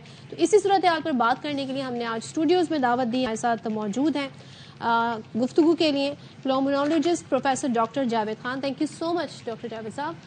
हमने सही गुफ्तगू की, जो चीज़ फ्री है उसकी वजह से इतनी बीमारियां हो रही हैं। पहले तो उस पर छोटा सा कमेंट अगर आप करें। नहीं, बिल्कुल सही कह रही हैं। देखिए बात यह है कि खाना तो इंसान दिन में 3 बार या 4 बार खाएगा, लेकिन सांस तो हर सेकंड ले रहा है। अल्लाह ताला ने जो हमारे फेफड़े बनाए हैं उसके जो सरफेस एरिया में अगर आपको बताऊं, उसके सेल्स आप लेके उसको स्प्रेड करें तो it's the size of a tennis court. अच्छा, यानी इतना बड़ा सरफेस एरिया है जहां से ऑक्सीजन हमारे जिस्म में जाती है, कार्बन डाइऑक्साइड निकलती है। लेकिन हम जो वो पोल्यूटेड एयर जो ले रहे हैं, और सिर्फ आउटडोर एयर पोल्यूशन की बात नहीं कर रहा, बहुत सी चीजें हम जो कर रहे हैं वो इंडोर एयर पोल्यूशन भी हमारी जो है quality of indoor air pollution भी डिटेरियोरेट हुई है। तो जाहिर है उससे हमारे फेफड़े मुतासिर हो रहे हैं। अच्छा, होता पता है क्या, घर में हम लोग बाहर में गर्द गुबार से बचने के लिए खासतौर पर सर्दियों में क्या करते हैं कि बाहर से ठंडी हवा आ रही है, ये कर रही है, हम पैक कर देते हैं। महीनों महीने कमरे की हवा तब्दील नहीं होती, धूप ही नहीं आने देते। देखिए पुराने जमाने में क्या होता था कि रोशनदान होते थे, गर्म हवा जो होती थी ऊपर से जाके रोशनदान। अब लोगों ने क्या कर दिया है, हमारे आर्किटेक्ट ने ओपन किचन का कॉन्सेप्ट कर दिया। किचन के साथ ही बच्चे खाना खा रहे हैं, वहीं खाना पक रहा है, धुआं सारा कमरों के अंदर आ रहा है। इसके अलावा एक जो मेजर जो चीज़ है जो कराची के अंदर खास तौर पे मैंने देखा है कि जब स्प्लिट एयर कंडीशनर है, उनका जो बाहर जो फैन होता है उसके ऊपर आते हैं कबूतर की होती है बीट्स, और जब वो ऑन करते हैं एसी जो है ना, तो वो सारे एलर्जेंस जो है ना वो रूम के अंदर आ रहे होते हैं, और उससे हमारे यहाँ फेफड़े की बेशुमार बीमारियां इंक्लूडिंग एस्मा, और एक और लंग की एक कंडीशन होती है जिसे हम कहते हैं हाइपरसेंसिटिव न्यूमोनाइटिस, लंग सोजन हो जाती है, उसमें ऑक्सीजन कम हो जाती है। तो कबूतरों की वजह से जो है मेजर कराची के अंदर ये जो है वबा फैल रही है। अरे भैया आपने देखा होगा ना हर रोड के कोने के ऊपर हमारे यहाँ तो अभी वो कबूतर आके वो बैठे, शौकिया भी कर रहे हैं, कारोबार भी बनाया हुआ है तो लोगों मैंने उनको उड़ाने की कोशिश की तो मेरी वालदा ने कहा कि भाई ये ना हो कि इनकी कोई हाँ, इसका कोई ये मशहूर कर दिया गया कि आपके कारोबार में बरकत होगी अगर आप इन कबूतरों को खाना डालेंगे। हर रोड के कोनों में अब कारोबार बन गया है लोगों का, उनको खाना डालना, इतने कबूतर हो गए हैं, इसकी वजह से बीमारियां फेफड़े की तेजी से बढ़ रही हैं। हम आपको यहाँ रोकेंगे, ये डिस्कशन बड़ा इंपॉर्टेंट है, इसको कंटिन्यू करेंगे, लेकिन इस वक्त क्वेटा में शहबाज शरीफ साहब और लश्करी रईसानी और अयाज सादिक साहब भी हैं, तो इस वक्त गुफ्तगू हो रही है, जरा आपको सुनवाते हैं। उसका एहतराम किया। बस मैं इतनी बात बताना चाहता हूँ कि 70 की दिहाई में इनके वालिद मोहतरम अल्लाह ताला उनको जन्नतुल फिरदौस में जगह अता फरमाए। नवाब साहब जब लाहौर आते थे तो वो हमारे घर में वो ठहरते थे, तो ये है वो ताल्लुक़ हमारा इनके ख़ानदान के साथ। और ये यकीनन ये एक मोहतरम बलोच हैं, मोहतरम पाकिस्तानी हैं, और हमें मिलकर इस सूबे को खुशहाल बनाना है, मिलकर इस सूबे को उनके सियासी, समाजी, माशी, माशरती जो मसाइल हैं उनको हल करना है। और मैं ये बात बिला खौफ तरदीद कह सकता हूँ, ये नहीं कि मियाँ मोहम्मद नवाज शरीफ मेरे बड़े भाई हैं, मैं इसलिए कह रहा हूँ, मैं सद के दिल से ये समझता हूँ और मैं कन्विंस्ड हूँ कि मियाँ नवाज शरीफ साहब से, जो कि आज सिर्फ एक सियासतदान नहीं हैं बल्कि एक मुदब्बर हैं, स्टेट्समैन हैं, उनसे ज़्यादा बढ़कर पाकिस्तान, जो बाकी सूबे हैं, जो उनकी उन सूबों के साथ मोहब्बत और वालिहाना उनकी कमिटमेंट है, उसी तरीके से बलूचिस्तान के हवाले से मियाँ नवाज शरीफ साहब की सोच और इनकी इस सूबे के अवाम की तरक्की और खुशहाली के लिए जो जज्बात और उनकी जो अमली जो काविशें हैं वो पूरी कौम के सामने है। मैं यहाँ पर तफसील बयान नहीं करना चाहता। उन्हीं के दौर में यहाँ पर सड़कों के जाल फैलाया गया, गवादर हो, गवादर पोर्ट हो, और इस तरह के बेशुमार जो मंसूबे हैं वो उन्हीं के दौर में हुए। लेकिन जो फिर पिछली हुकूमत आई 4 साल, उसमें जो तबाही बर्बादी हुई वो हम सब हमारे सामने हैं। तो आज मैं यहाँ पर आया था अपने इन दोनों भाइयों को मिलने, और जो कि हमारा एक इनसे ख़ानदानी ताल्लुक़ है, और सरदार हाजी लश्करी रईसानी को मैं उनको दावत देने आया हूँ कि वो पाकिस्तान मुस्लिम लीग नून में शामिल हों, और शामिल होकर पाकिस्तान मुस्लिम लीग नून को बलूचिस्तान में ख़ुसूसी तौर पर और दूसरी जगहों पर पाकिस्तान में अमूमी तौर पर उससे तक़वीत मिलेगी। ये ज़रूर नेशनल सोच के हामी हैं, मगर कभी इन्होंने न बंदूक उठाई, न पाकिस्तान के ख़िलाफ़ बात की, बल्कि ये पाकिस्तान की तरक्की और खुशहाली के बहुत बड़े बतौर एक बलोच के पाकिस्तानी के हामी हैं। तो इसी सोच के साथ मैं इनको आज दावत देने आया हूँ। मुझे उम्मीद है कि मेरी ये दावत कबूल करेंगे। शुक्रिया। बिस्मिल्लाहिर्रहमानिर्रहीम। मैं अपने और अपने दोस्तों, साथियों, सियासी कारकुनों के तरफ से मियाँ साहब का शुक्रिया अदा करता हूँ कि वो तकलीफ़ करके हमारे पास आई, हमारे लिए एज़ाज़ है। हमारे तमाम साथी इसको बाइस एहतराम समझते हैं। मियाँ साहब ने हमें दावत दी, ये हमारे लिए एज़ाज़ है, और हम समझते हैं कि इस मुल्क को जो बहरानों का सामना है, मसाइल का सामना है, वो एक पार्लिमानी जमहूरी सियासी अमल से बेहतर हो सकता है। और मियाँ नवाज शरीफ साहब इस मुल्क के एक सीनियर स्टेट्समैन है, और वो इस मुल्क के मसाइल, इसके बहरानों को खुद बेहतर जानते हैं, उनका हल भी उनके पास यकीनन होगा। तो हमने असूली ये फैसला किया कि इस सियासी अमल का हिस्सा बनेंगे, और ہم اپنے صوبے کو پرامن طریقے سے ایک ڈائلاگ کے ذریعے بہتری کی طرف لے جانے کا کوشش کریں گے. انشاءاللہ بہت جلد ہمارا فیصلہ ہوگا انشاءاللہ. آپ آئے کل سے ملاقاتیں اور اوورآل کیسے رسپانس رہا؟ جی آپ نے دیکھا کہ کل بہت سارے بلوچستان کے جو محترم جو سیاسی اکابرین ہیں انہوں نے PMLN کو جوائن کیا ہے. کل میاں نواز شریف صاحب کی وہاں پر میٹنگ میں جو بلوچستان کی جو سیاسی جو پارٹیز ہیں انہوں نے بھی مہربانی کی وہ تشریف لائے اور وہاں پر ہماری سیاسی گفتگو ہوئی. تو میں کل کے حوالے سے مطمئن ہوں, بہت مطمئن ہوں. اور یہ سب کچھ دیکھیے, سیاست جو ہے برائے سیاست یہ کوئی قومی خدمت نہیں. سیاست کو اگر ہم ایک ذریعہ بنائیں گے, جس طرح حاجی صاحب نے کہا, قوم کی خدمت کا, ملک کو جوڑنے کا, اس صوبے بلوچستان کے جو معاملات, تکالیف, مشکلات کو حل کرنے کا, تو وہ ایک سیاست نہیں, وہ پھر عبادت بن جاتی ہے. تو میں شکر گزار ہوں حاجی صاحب کا, انہوں نے اصولی طور پر آج اعلان کیا ہے کہ وہ PMLN کی سیاست کا حصہ بنیں گے. باقی تفصیل جو ہے وہ آئندہ, میں بات مکمل, آئندہ چند دنوں میں مشاورت میں وہ حل ہو جائیں گی. ہماری طرف سے یہاں کے ہمارے جو صدر ہیں جناب جعفر خان مندوخیل صاحب اور سردار ایاز صادق, یہ دونوں ساتھی بیٹھ کے ان کے ساتھ تفصیلی مشاورت کر کے معاملہ طے کر لیں گے. دیکھیں, ہمیں بلوچستان میں پختون بھی بستے ہیں, بلوچ بھی بستے ہیں, بروئی بھی ہیں, سیٹلرز بھی ہیں. یہ صوبہ ان سب کو, جی ہزارے ہیں, یہ صوبہ ان سب کو مل کر یہ بلوچستان بنتا ہے. یہ کسی ایک ٹرائب کا نام نہیں, یہ تمام یہ جو گروہ ہیں یہ مل کر بلوچستان بنتا ہے. اور ان کی بڑی خدمات ہیں, بہت خدمات ہیں.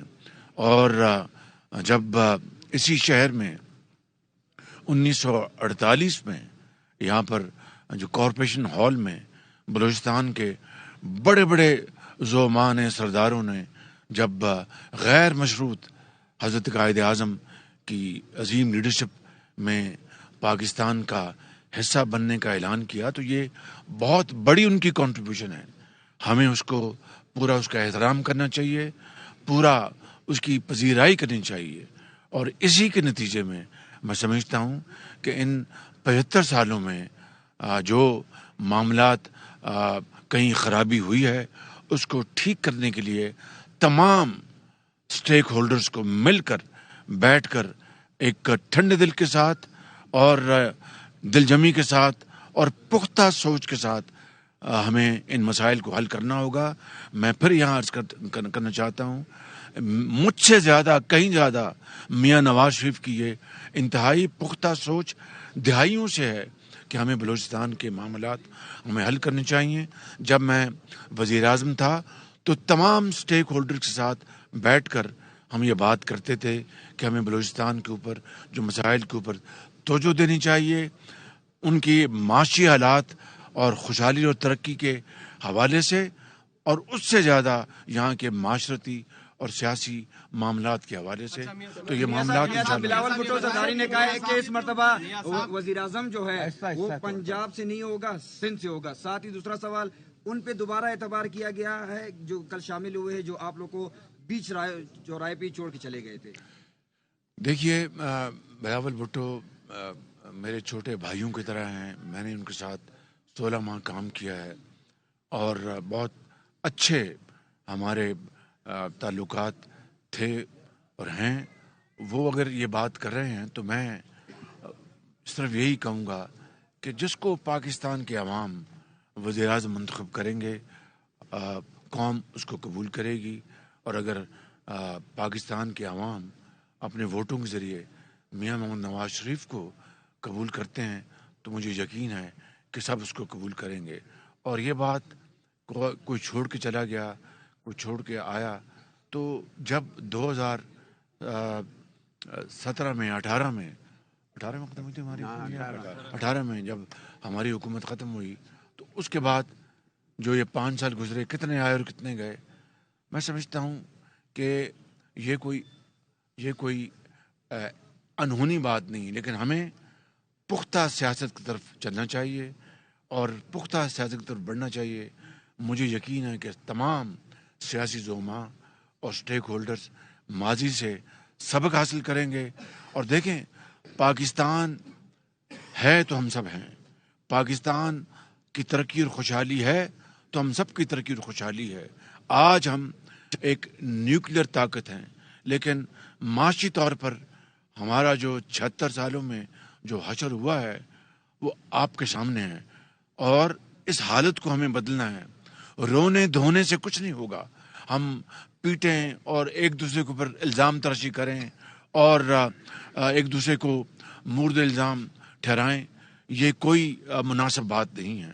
مناسب بات یہ ہے کہ ہم سب اپنے گریبانوں میں جھانکیں اور ایک بے لاگ تجزیہ کریں کہ کہاں ہم سے غلطیاں ہوئیں اور کہاں ہم نے ایک دوسرے کے ساتھ زیادتی کی، اور اس کے نتیجے میں اگر ہم اس مقام پر اگر اپنا سبق حاصل کر کے کہ ہمیں اس خداداد ملک پاکستان جو کہ عظیم قربانیوں سے بنا تھا حضرت قائد اعظم کی لیڈرشپ میں، اگر اس کو ہم نے دوبارہ 76 سال بعد اس راستے پر چلانا ہے تو ایک بہت بڑی اچیومنٹ ہوگی۔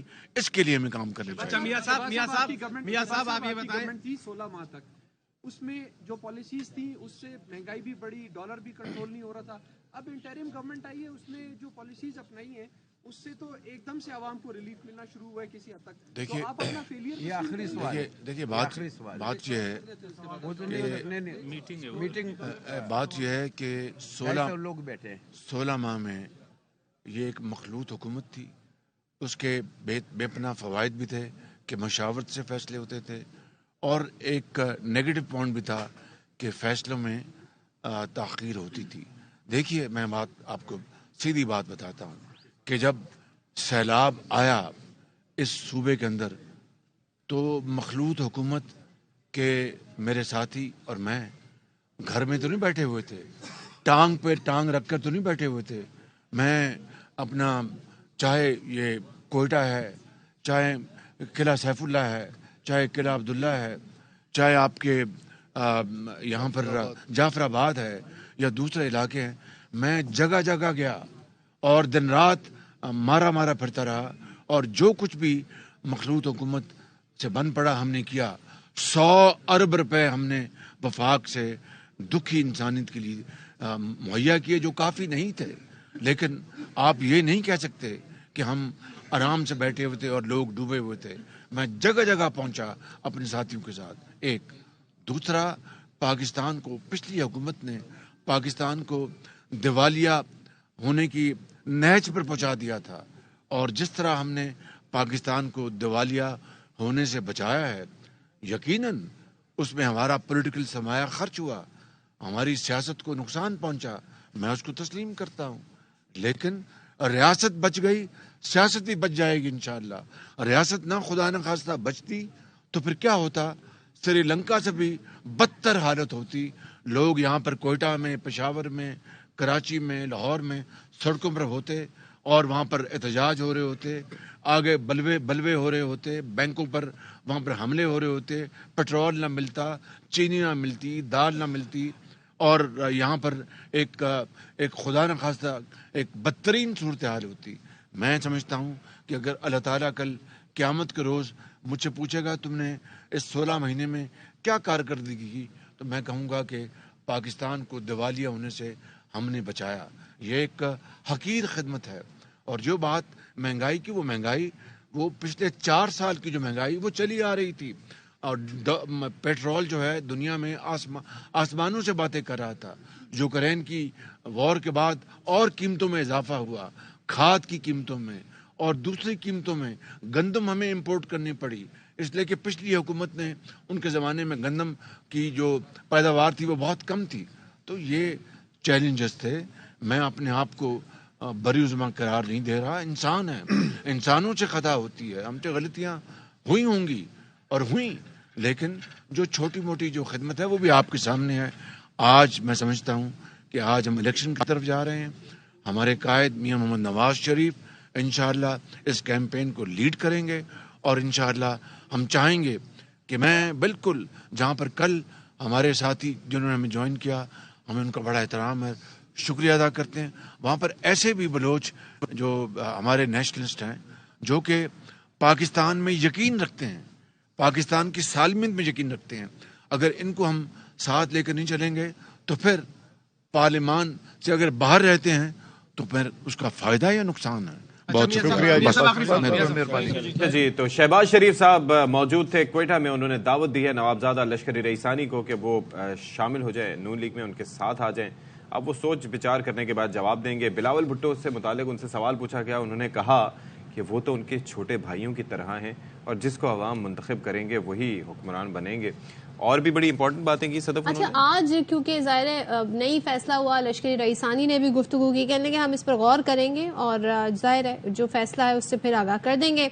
और ये शहबाज शरीफ जरूर कहते हैं कि जी 16 माह की जो कारकर्दगी है उसमें बड़े चैलेंजेस का सामना रहा, छोटी मोटी हमने खिदमत की है, अब हम जब आएंगे तो हम अवाम की भरपूर तरीके से। ठीक है जी। अब इससे पहले, इस सियासी गुफ्तगू से पहले हम बात कर रहे थे बड़ी सेहत आमा से मुतालिक गुफ्तगू। डॉक्टर साहब, मसला पता है क्या है? हम बेसिकली हमारी कन्वर्सेशन बीच में रह गई थी कि घर के अंदर हूं और घर के अंदर की फ़ज़ा ठीक ना हो तो आप खिड़कियां खोलते हैं। अब खिड़कियां खोलें तो बाहर, अगर के तौर पर लेट्स से कि यहाँ की बात नहीं करते, हम लाहौर की बात कर लेते हैं जहाँ पर 400 है AQI। अब वो बाहर खिड़की खोली तो वही सारा कसाफत और वही सारी PM2 पार्टिकल्स वो आपके घर के अंदर खिड़कियां नहीं खोलते तो अंदर की जो फजा जो ऑलरेडी आलूदा है वो भी अपनी जगह तो करे तो क्या बेस्ट टाइम क्या है? वैसे देखिए, इसका कोई इजी सोल्यूशन तो नहीं है ना। आई थिंक अल्लाह से दुआ करें कि अल्लाह ताला बारिश दे। बारिश देती है तो एयर क्वालिटी इंडेक्स आपका बेहतर हो जाता है। अदरवाइज ये तो गवर्नमेंट के प्लानिंग की जरूरत है। देखिए, सबसे बड़ा जो मेजर कॉज है जो स्मोक का, वो है व्हीकल पोल्यूशन। और व्हीकल पोल्यूशन को आप कम कर सकते हैं by providing alternate transport, suitable public transport और प्रमोटिंग साइकिल कल्चर। हर जगह दुनिया में हमारे यहाँ जो है साइकिल को बहुत मायूब समझा जाता है कि जनाब, हालांकि साइकिल कल्चर सारी वेस्टर्न कंट्रीज में आप चले जाइए, मेजर शहरों में there are more cycles then cars. तो ये जो है व्हीकल पोल्यूशन को कंट्रोल करने के लिए पाकिस्तान में कोई इकदाम नहीं किए गए। दूसरी जो अहम चीज है कि हमारी जो इंडस्ट्रीज हैं उनके ऊपर भी कोई कंट्रोल नहीं है कि वो किस किस्म का जो है उनके जो एग्जॉस्ट के अंदर जो केमिकल रिलीज हो रहे होते हैं। तीसरी इंपॉर्टेंट चीज जो है ये है कि प्लास्टिक, अभी तक हम प्लास्टिक को कंट्रोल नहीं कर पाए। प्लास्टिक पोल्यूशन हर 3 महीने बाद हमारी हुकूमत ऐलान करती थी प्लास्टिक पे पाबंदी, प्रैक्टिकली जीरो। और लोग क्या करते हैं कि कूड़ा जमा करके पड़ोसी के घर के आगे डाला और आग लगा दी। उससे प्लास्टिक से जो टॉक्सिन्स रिलीज होती है। तो पहले आपको याद है हड़तालें जो होती थी, उसमें टायर जो जलते थे। जी बिल्कुल। अच्छा, थैंक गॉड वो हड़तालें अब नहीं होती। अच्छा, एक चीज मुझे बताएं, अब जो दमा के जो पेशेंट है, ये जो सीजन आता है सितंबर अक्टूबर पूरी सर्दियों का, उसमें उनकी शिकायत ज्यादा बढ़ जाती है। और बच्चे, तो उनके लिए क्या, एक तो एहतियात क्या करें और फिर सोल्यूशन क्या है? देखिए, पहली चीज तो ये है कि घरों के अंदर अपने एनवायरनमेंट को सही करें। पहली चीज तो ये है कि घर में स्मोकिंग कुछ पेरेंट्स करते हैं या उनके एल्डर्स करते हैं और बच्चे वहां बैठे हुए खेल रहे होते हैं। नंबर 2 चीज करने की है कि अपने घरों के अंदर कारपेट्स को निकाल दें। कारपेट्स के अंदर छोटे छोटे कीड़े होते हैं जिसे हाउस डस्ट माइट कहते हैं। 90% दमे को इन कीड़ों से एलर्जी होती है। तो वैक्यूम से नहीं, देखिए कुछ ना, आप वैक्यूम भी करें, आप कारपेट किसी तरीके से साफ करें, वो जो है ना क्या कहते हैं, वो जो एलर्जेंस है ना, वो उसी सूरत में जब होंगे जब आपके कारपेट निकल जाएंगे।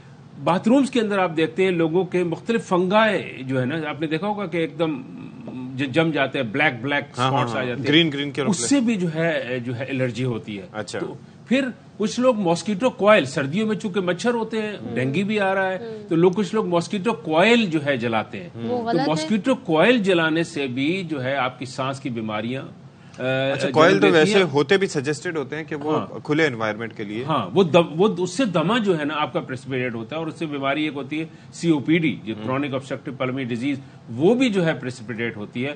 تو ایک کیا کہتے ہیں اگر رات آپ نے وہ کوئل جلائی تو ایسا ہے جیسے آپ نے 100 سگریٹ کا دھواں جو اپنے پھیپھڑے کے اندر لے گئے. اور مچھر کو اتنا نقصان نہیں ہوتا استعمال نہ کریں. اچھا مجھے دوسرا یہ بتائیں کہ اب جیسے دمے کے مریض ہیں اس کے لیے گھر کے اندر کیا موئسٹ انوائرمنٹ ہونا ضروری ہے کہ آپ کیا کریں, یا دیکھیے اگر وہ کریں کہ افورڈ کر سکتے ہیں جو ڈرائی ایئر ہوتی ہے نا وہ آپ کے سانس کو از اریٹنٹ فار دا ایئر ویز, تو اگر جو لوگ افورڈ کر سکتے ہیں وہ اگر ہیومیڈیفائر خاص طور پہ ونٹر منتھ میں جہاں ایئر ڈرائی ہوتی ہے تو وہ کرے تو اچھا ہے. ایک اہم چیز کا کہتے ہیں جو وہ do they help, well little bit help کرتی ہے لیکن میجر نہیں. لیکن اہم چیز جو ہے جب سردیاں آتی ہیں تو لوگ پرانے کمبل اور سویٹرز اور سارے سردی کپڑے وہ استعمال کرنا شروع کر دیتے ہیں. بڑے بوڑھے ایک زمانے میں دیکھیے کہتے تھے, اور وہ سائنٹیفکلی پروون ہے کہ اگر ان کمبلز کو اور ان سویٹرز کو آپ دھوپ لگا دیں تو یہ جو اس میں الرجیز ہوتے ہیں نا وہ مر جاتے ہیں. ٹھیک ہے, تو یہ بہت ضروری ہے, چھوٹی چھوٹی ٹپس ہیں جو لوگ کر سکتے ہیں. جی. ورنہ ڈاکٹر صاحب موجود ہیں, پلمونالوجسٹ ہیں, تو بڑے مشہور و معروف ہیں, تو آپ ان سے بھی رابطہ کر سکتے ہیں, لیکن بہتر ہے کہ احتیاط جتنی کر سکتے ہیں اتنی کریں. Thank you so much professor doctor Javed صاحب, آپ تشریف لائے, بڑی مفید آپ سے گفتگو رہی. اور اب جی بات دراصل یہ ہے کہ جب تک احتیاطی تدابیر نہیں اپنائی جاتی تب تک یہ ہے کہ چیزیں بہتر نہیں ہوتی ہیں, اور جو چیزیں آپ کے اختیار میں ہیں. اچھا, اور جو میں پہلے آپ سے کہہ رہی تھی کہ جی کیونکہ ڈینگی ہو رہا ہے تو کوئل کا استعمال, تو بھائی کوئل کا استعمال نہ کریں, اور کر رہے ہیں اگر آپ, اور کوئی آپ کے گھر میں دمے کا پیشنٹ, ایزما کا پیشنٹ نہیں ہے تو پھر آپ اس کو میک شور کریں کہ کھڑکی کھلی ہو, کچھ ایسا کھلا ہو جہاں سے وہ دھواں جو ہے وہ جاتا رہے. اچھا, اور یہ وہ احتیاطی تدابیر ہیں جو ہم کر سکتے ہیں, اور نالج جب بھی آپ کسی چیز کی رکھیں گے آپ کو اس کا فائدہ ہی ہوگا. اب جو خبر ہم آپ کے ساتھ, یا جو ایک زبردست چیز پاکستان کے حوالے سے ڈیولپمنٹ ہے وہ بتا دیں. بیجنگ میں چین کا جو مرکزی بینک ہے, بینک آف چائنا اور HBL کے درمیان ایک مشترکہ معاہدہ ہوا ہے, اور ظاہر ہے اس سے پاکستان کو زبردست قسم کا فائدہ بھی ہوگا, جس کے تحت دونوں بینکس خطے میں تجارت کے فروغ کے لیے ایک دوسرے کے ساتھ مالی تعاون کریں گے. بینک آف چائنا اس وقت چین کا سب سے بڑا اور دنیا کا چوتھا بڑا بینک ہے, جبکہ اگر ہم پاکستان میں HBL کی بات کریں تو اس کو مرکزی حیثیت یہاں پر حاصل. تو اس اہم معاہدے پر گفتگو کے لیے ہمیں بیجنگ سے براہ راست جوائن کر رہے ہیں صدر اور CEO HBL Muhammad Aurangzeb Sahab. Thank you so much for joining us Aurangzeb Sahab. یہ سب سے پہلے تو یہ جو معاہدہ ہوا ہے بینک آف چائنا اور HBL کے درمیان, اس سے متعلق ہمیں بتائیے گا کہ کیا ہے اس کی ڈیٹیلز وغیرہ. جی بہت شکریہ جی, thank you for the opportunity. تو آج صبح یہ جو بیجنگ میں ہم نے یہ معاہدہ سائن کیا ہے, it's very significant in terms of the financial collaboration between Pakistan and China. تو اس میں جو بنیادی نکات ہیں, پہلا تو یہ ہے کہ ہم ایک دوسرے کے ساتھ مل کر کام کریں گے in all those countries which are part of China's Belt and Road. So not only in Pakistan but in South Asia, in Middle East, Africa and other countries as well.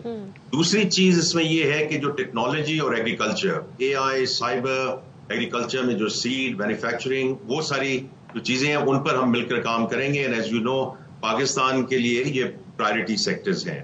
تیسری چیز ہے is the settlement of RMB and the internationalization of RMB.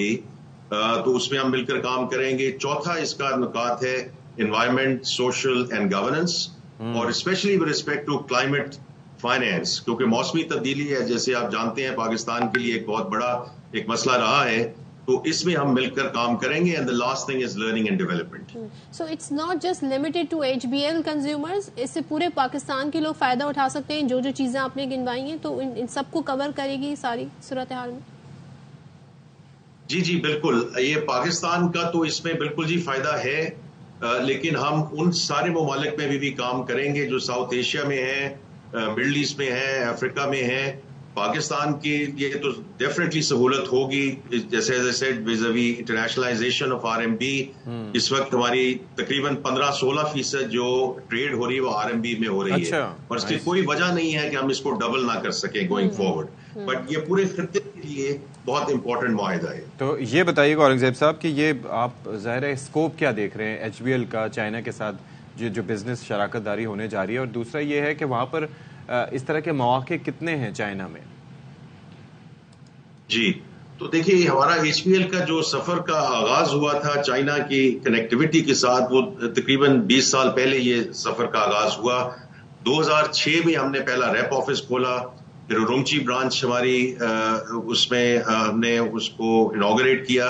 And we are very grateful جو یہاں regulators ہیں ICBRC and PBOC، انہوں نے ہمیں 2019 میں اجازت دی بیجنگ برانچ کو کھولنے کے لیے، which became operational in 2021. دیکھیے اس کا جو فائدہ ہے اس بیجنگ برانچ کا کہ اٹ ول ہیلپ اس انشاءاللہ ان پاکستان CPEC phase 2 میں، because CPEC phase 2 is all about monetization of the infrastructure which was created as part of CPEC phase 1. تو phase 2 میں جیسے آپ کو پتا ہے ایگریکلچر ہے، ٹیکنالوجی ہے، جو اسپیشل اکنامک زونز آ رہے ہیں، تو یہ ہم ساری وہ چیزیں ہیں جو بینک آف چائنا کے تھرو سکسیس ٹرانسفر انشاءاللہ ہوگی انٹو پاکستان، تاکہ ہم فیز 2 کو ایک مناسب طریقے سے اور ایک تیزی کے ساتھ اس کو آگے لے کر جا سکیں. اورنگزیب صاحب، اس اعتبار سے برانچ تو آپ کی ہے، لیکن آپ مزید ایکسٹینڈ کریں گے اپنے آپریشنز چائنا میں؟ جی چائنا میں بھی ہم اپنا یہ جو برانچ ہے اس کا انشاءاللہ ضرور آگے دیکھیں گے کہ کہاں اور ہمیں موقع مل سکتا ہے. لیکن ہمارا مقصد یہ ہے کہ چائنا کو ہم جو باقی سارے ممالک ہیں جہاں 15 ممالک میں ہمارا فٹ پرنٹ ہے، ہم ان بینک آف چائنا کے ساتھ مل کے ان سب ممالک میں ان کے ساتھ کام کریں. بنگلہ دیش، Sri Lanka, مالدیوز، east Africa, UAE، Singapore. تو یہ ہم اس کو دیکھ رہے ہیں پورے خطے کے لحاظ سے کہ جو چائنا کا آلریڈی ہمارے پاس فٹ پرنٹ ہے ہم اس کو بڑے افیکٹولی یوز کر سکتے ہیں for increasing trade not only for Pakistan but for the entire region. For the entire region. اور جب ریجن کی بات ہو رہی ہے تو چائنا کا جو ایک رول ہے وہ بڑا زبردست ہے. ایون کہ اگر ہم اکنامک لینڈسکیپ پر دیکھیں اکراس دا گلوب تو چائنا جی بہت آگے اس وقت پہنچ گیا ہے، میجر کنٹریبیوشن بھی ہے. تو آگے آپ اس کا مزید یہ رول بڑھتے ہوئے دیکھ رہے ہیں، اور ظاہر ہے پاکستان کی اگر مزید اس کے ساتھ اس طرح کی شراکت داری ہوتی ہے تو پاکستان بھرپور فائدہ اٹھائے گا. جی جی بالکل بالکل. جو ٹریڈ ہے وہ کوریڈور انشاءاللہ زیادہ اس کو ہم تیزی سے لے کے جا سکیں گے. لیکن میں نے جیسے آپ کو ذکر کیا کہ اگر ہم پاکستان کی بھی پرائرٹیز اس وقت ہم دیکھیں، جو ایگریکلچر ہے، ٹیکنالوجی ہے، مائننگ ہے، یہ سارے وہ ایریاز ہیں جہاں بینک آف چائنا کے ساتھ مل کر یہ we can learn from what China has gone through, اور اس سارے ایکسپیرئنس کو انشاءاللہ ہم سکسیس ٹرانسفر کریں گے انٹو فائنینسنگ آر کلائنٹس، اور انہی سے جو چیزیں ہیں سیکھ کر. اور آخری چیز دیکھیں میں یہ کہوں گا کہ ہیومن کیپٹل، جو ہم IT کی بات کرتے ہیں اس میں ہیومن کیپٹل کی بات ہوتی ہے. تو چائنا ڈیولپمنٹ بینک کے ساتھ ہمارا جو ہے 6 سال سے یہ معاہدہ ہے کہ HPL کے young man and women employees وہ آ کر یہاں ڈگریز بھی لیتے ہیں، چائنیز لینگویج بھی سیکھ رہے ہیں، اور یہی ہم چیز بینک آف چائنا کے ساتھ بھی کرتے جا رہے ہیں تاکہ جو ہمارا ہیومن کیپٹل ہے اس میں بھی یہاں سے سکسیس ٹرانسفر ہو سکے انشاءاللہ انٹو پاکستان. ایک اور چیز بھی یہ کہ موسٹلی آپ دیکھتے ہیں کہ ہمارا انحصار ڈالر پہ ہوتا ہے، اور ہر چیز جو ہمیں متاثر کرتی ہے کہ ہم ہر روز ہماری یہی سوچ ہوتی ہے کہ آج ڈالر اتنا بڑھ گیا، آج اتنا کم ہو گیا، یہ ہو گیا، قدر جو ہوتی ہے. تو یہ جو چائنیز کرنسی میں خاص طور پر جو ڈیلنگز ہوگی، اس سے ہماری اکانومی کو کیا فائدہ ہو سکتا ہے ان دا لانگر رن، اور اس کو کس طریقے سے مزید بڑھایا جا سکتا ہے؟ یہ آپ کا بہت اچھا سوال ہے. دیکھیے کہ یہ US ڈالر تو اوبیسلی ریزرو کرنسی ہے گلوبل لیول پہ اور رہے گی، لیکن یہ ہمیں بہت اچھا موقع مل رہا ہے to diversify ourselves into RMB and into an alternative arrangement. تو اس کی وجہ سے دیکھیں جو ہمارے امپورٹرز ہیں، چونکہ RMB because swap lines available ہیں، میں زیادہ ٹیکنیکل زبان نہیں استعمال کرنا چاہتا، لیکن یہ جو بھی RMB میں امپورٹ ہو رہا ہے اس میں ہم فارورڈ کور دے سکتے ہیں، تو لوگ اپنے آپ کو ہیج کر سکتے ہیں in terms of the import which is coming into Pakistan. تو اس وجہ سے یہ جس طرح ہم RMB کی سیٹلمنٹ بڑھتی جائے گی اس میں پاکستان کا بہت فائدہ ہوگا انشاءاللہ. انشاءاللہ. Thank you so much. Muhammad Aurangzeb صاحب ہمارے ساتھ موجود تھے. اور lastly if you want to convey any message regarding, ظاہر ہے آپ کا جو ایک ڈومین ہے خطے میں بڑا رول پلے کر رہا ہے چائنا بھی، چاہے وہ تجارت کے حوالے سے ہو یا جو پاکستان کے ساتھ جی چائنا روڈ بیلٹ جو ہے ٹریڈ ایگریمنٹ جو چل رہا ہے اس حوالے سے، CPEC ہے جو خاص CPEC کی، تو کچھ کہنا چاہیں آپ اس حوالے سے؟ جی بالکل، میں یہی کہہ رہا تھا کہ یہ اس معاہدے سے ہمیں جو فیز 2 میں جو ہمیں اب ٹیکنالوجی ٹرانسفر کی بات ہے اور سکسیس ٹرانسفر کی بات ہے, کیونکہ ہم نے جو سڑکیں ہیں وہ بنا لی ہیں, ڈیمز بن گئے ہیں, IPPs آ گئے ہیں, پاور انفراسٹرکچر ہے, اب اس کو ہم نے یوٹیلائز کرنا ہے. اس میں اب ہم نے بزنسز کو آگے لے کر جانا ہے through the special economic zones etc. and that's where this cooperation agreement will play a major role inshallah.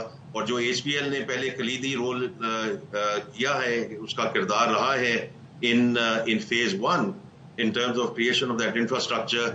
میں بہت پر امید ہوں کہ انشاءاللہ phase 2 میں on the basis of this cooperation ہم وہی کلیدی کردار انشاءاللہ phase 2 میں بھی I'm glad کہ you are doing it. اور یہ اس سے اویئرنیس بھی لوگوں کی بڑھی ہے, بیکاز آئی ریمبر کہ ایک وقت ایسا آیا تھا کہ لوگ کافی خدشات کا اظہار کر رہے تھے کہ پتہ نہیں سی پیک کہیں رک تو نہیں کیا, آگے بڑھ تو کہیں سوکھے سلسلہ ہے, لیکن دس از ویری گڈ کہ, اور خاص طور پر لوگوں کو بھی پتہ چل رہا ہے کہ بھائی سلسلہ رکا نہیں ہے, بلکہ اب اگلے زون میں اگلا جو مرحلہ ہے اس کے اندر ان کو یوٹیلائزیشن کی طرف جا رہے ہیں. تو یہ ایک بڑا زبردست ایسپیکٹ ہے. Thank you so much. Muhammad Aurangzeb صاحب ہمارے ساتھ موجود تھے, CEO ہیں, صدر ہیں HPL کے, all the way from China, all the way from Beijing. چلیں جی, تو یہ تو ہو گیا. تو اب کیا ہے ہمارے پاس جی, اچھا جی, خبر آ گئی ہے, ذرا سی خبر آپ کے ساتھ شیئر کر لیں. یوں تو ہم نے بتایا جی کتنا فائدہ ہو سکتا ہے, اور خبر یہ ہے کہ اسلام آباد ہائی کورٹ میں نواز شریف کے خلاف 2000 سے زیر توہین عدالت کی جو درخواست, 2000 سن کی بات کریں, 2000 سے زیر سماعت جو توہین, نہیں 2000 سن 2000, اچھا سن 2000 سے جو زیر سماعت توہین عدالت کی ایک درخواست تھی, وہ زیر سماعت تھی, وہ خارج کر دی گئی ہے. اور اسلام آباد ہائی کورٹ کے چیف جسٹس عامر فاروق نے عدم پیروی پر درخواست خارج کی ہے. تو حسین احمد چودھری سے جان لیتے ہیں, بتائیے جی. 2017 میں جب نواز شریف نائل ہوئے تھے تو 2018 میں ان کے خلاف اسلام آباد ہائی کورٹ میں توہین عدالت کی درخواست دائر ہوئی تھی. آپ نے مجھے کریکٹ کر دیا, تھینک یو سو مچ, کیونکہ یہاں پہ 2000 مینشن تھا. Thank you so much for correcting me کہ یہ 2018 کا واقعہ ہے, right?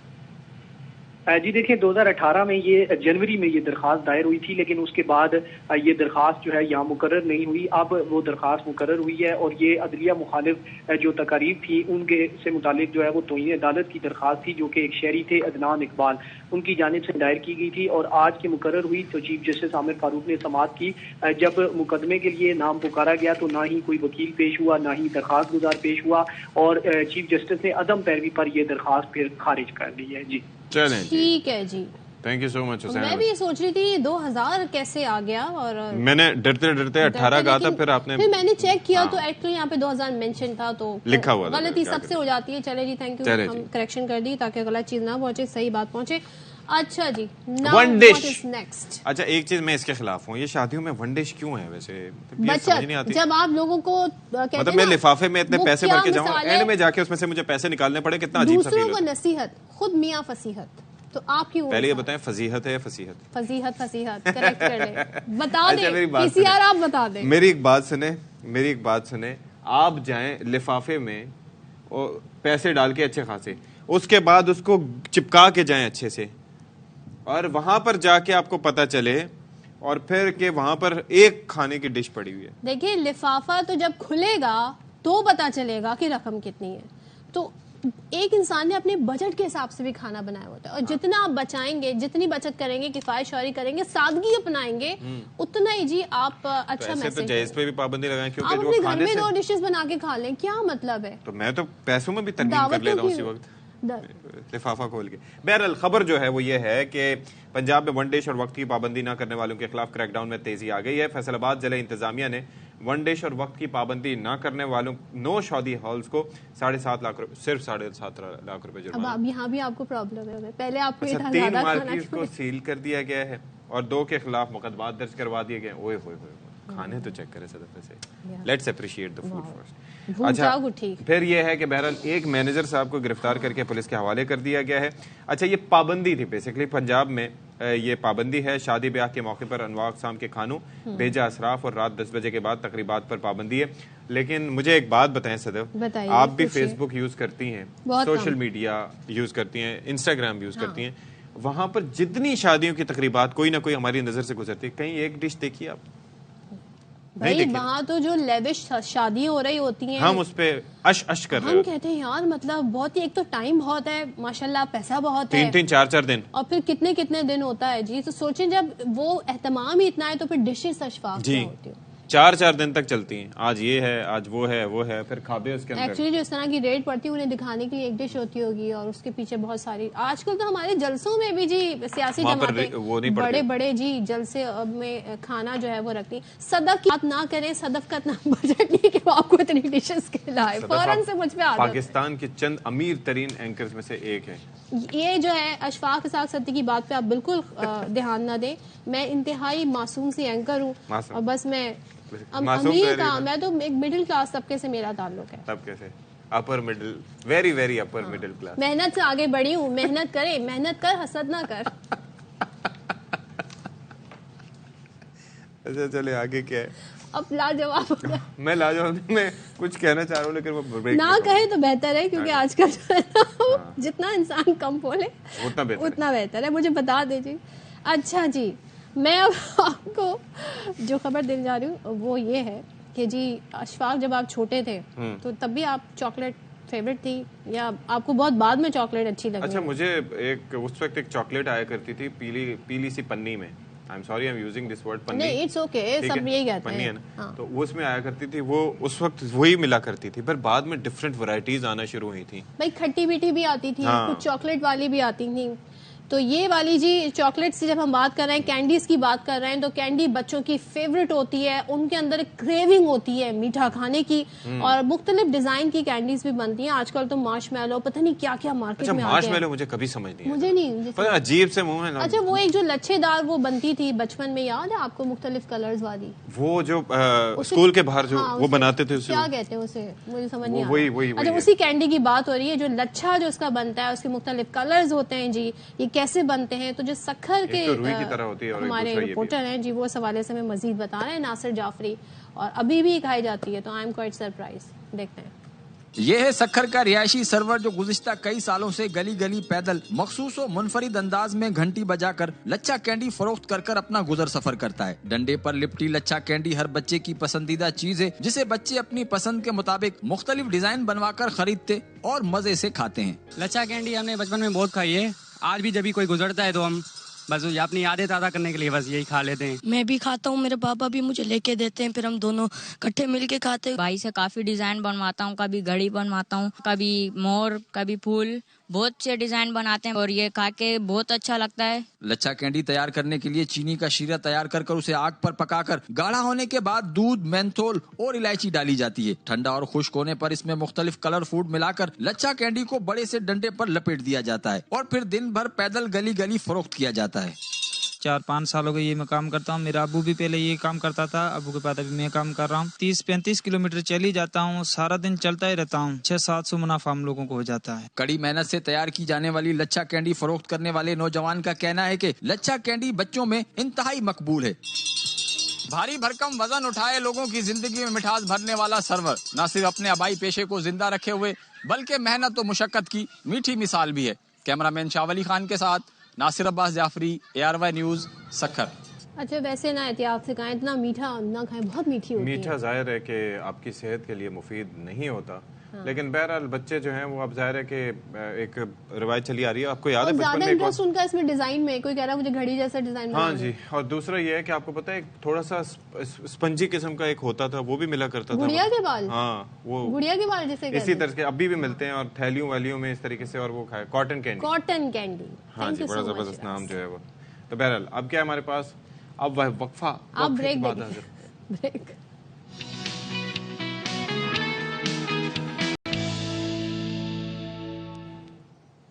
Welcome back once again. हाँ जी अशफाक साहब। अच्छा जी, खबर है कोई आपके पास 190 मिलियन पाउंड और तोशाखाना केसेस में खबर ये सामने आई है कि एहतसाब अदालत की जानिब से बुशरा बीबी की अबूरी जमानत में 17 नवंबर तक तौसी कर दी गई है। अच्छा, बुशरा बीबी की जानिब से कोई वकील अदालत में पेश नहीं हुआ। हुसैन अहमद चौधरी मजीद तफसीलात दे रहे हैं। जी जी देखिए, 190 मिलियन पाउंड और तोशाखाना के केसेस से एहतसाब अदालत के जज मोहम्मद बशीर ने केस की समाअत की है। नैब की जानिब से स्पेशल प्रोसिक्यूटर अदालत में पेश हुए, तफ्तीशी अफसर भी पेश हुए, लेकिन जो बुशरा बीबी है उनकी जानिब से कोई भी वकील अदालत में पेश नहीं हुआ। अदालत की जानिब से पूछा गया कि प्रोसिक्यूटर से बुशरा बीबी के वकला जो है वो कहाँ हैं। इस पर नैब प्रोसिक्यूटर ने कहा कि मालूम नहीं कि इसमें केस में तो लतीफ खोसा था भी, लेकिन वो आए नहीं है। जिसके बाद अदालत ने कहा कि کوئی آیا ہی نہیں ہے تو پھر سماعت جو ہے وہ جمعے کو رکھ لیتے ہیں اور عدالت نے بشرا بی بی کی عبوری ضمانت میں توسیع کرتے ہوئے سماعت 17 نومبر تک ملتوی کی ہے. جی اچھا حسین، ساتھ ہی رہیے گا کیونکہ ایک اور خبر ہے، اسی ظاہر قانونی ایک کیس ہے، اس حوالے سے بات کریں گے. اسلام آباد ہائی کورٹ نے اسلام آباد ہائی کورٹ نے سائفر کیس میں چیئرمین پی ٹی آئی کا جیل ٹرائل روکنے کا تحریری حکم جاری کر دیا ہے. جسٹس گل حسن اورنگزیب اور جسٹس سمن رفعت امتیاز نے تحریری حکم نامہ جاری کیا ہے. تو حسین ذرا اس حوالے سے بھی بتا دیں. جی دیکھیں، یہ کل عام پیش رفت ہوئی تھی اور سائفر کیس کا ٹرائل روک دیا گیا تھا. اس حوالے سے تحریری حکم نامہ ابھی جاری ہوا ہے اور 5 صفحات پر مشتمل تحریری حکم نامہ جسٹس میاں گل حسن اورنگزیب اور جسٹس سمن رفعت نے جاری کیا ہے. عدالت نے آرڈر میں لکھا ہے کہ بادی نظر میں چیئرمین پی ٹی آئی کے جیل ٹرائل کو اوپن ٹرائل نہیں کہا جا سکتا. جیل ٹرائل کے لیے پیش کی شرائط پوری کرنے کے لیے کوئی دستاویز ریکارڈ پر نہیں لائی گئی. اگر ایسی کوئی دستاویز موجود ہے تو آئندہ سماعت پر عدالت میں پیش کیا جائے. عدالت نے لکھا کہ اٹارنی جنرل نے بتایا کہ وفاقی کابینہ نے چیئرمین پی ٹی آئی کے جیل ٹرائل کی منظوری دی ہے. اٹارنی جنرل وفاقی کابینہ کے فیصلے کی کاپی عدالت کے سامنے جو ہے وہ پیش نہ کر سکے. عدالت نے لکھا کہ اٹارنی جنرل وہ سمری بھی پیش نہ کر سکے جس کی بنیاد پر کابینہ نے فیصلہ کیا. حکم نامے میں بتایا گیا کہ کیس کے انصاف پر مبنی فیصلے کے لیے مطلوبہ دستاویزات ریکارڈ پر لانا ضروری ہے. عدالت نے سائفر کیس کے ٹرائل کل تک جو ہے وہ روکنے کے احکامات جاری کیے ہیں اور کل 16 نومبر کو دوبارہ اس کیس کی سماعت کی جائے گی. ٹھیک ہے، تھینک یو سو مچ حسین احمد چودھری.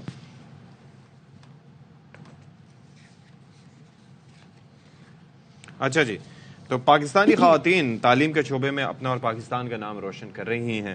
آج ہم آپ کی تعلیم کے شعبے میں ہم آپ کی ملاقات ایک ایسی باہمت اور مثال بننے والی خاتون سسٹر زیب سے کروائیں گے جنہیں علم کی روشنی پھیلانے پر $10 لاکھ کے اعزاز گلوبل ٹیچر ایوارڈ 2023 سے نوازا گیا ہے.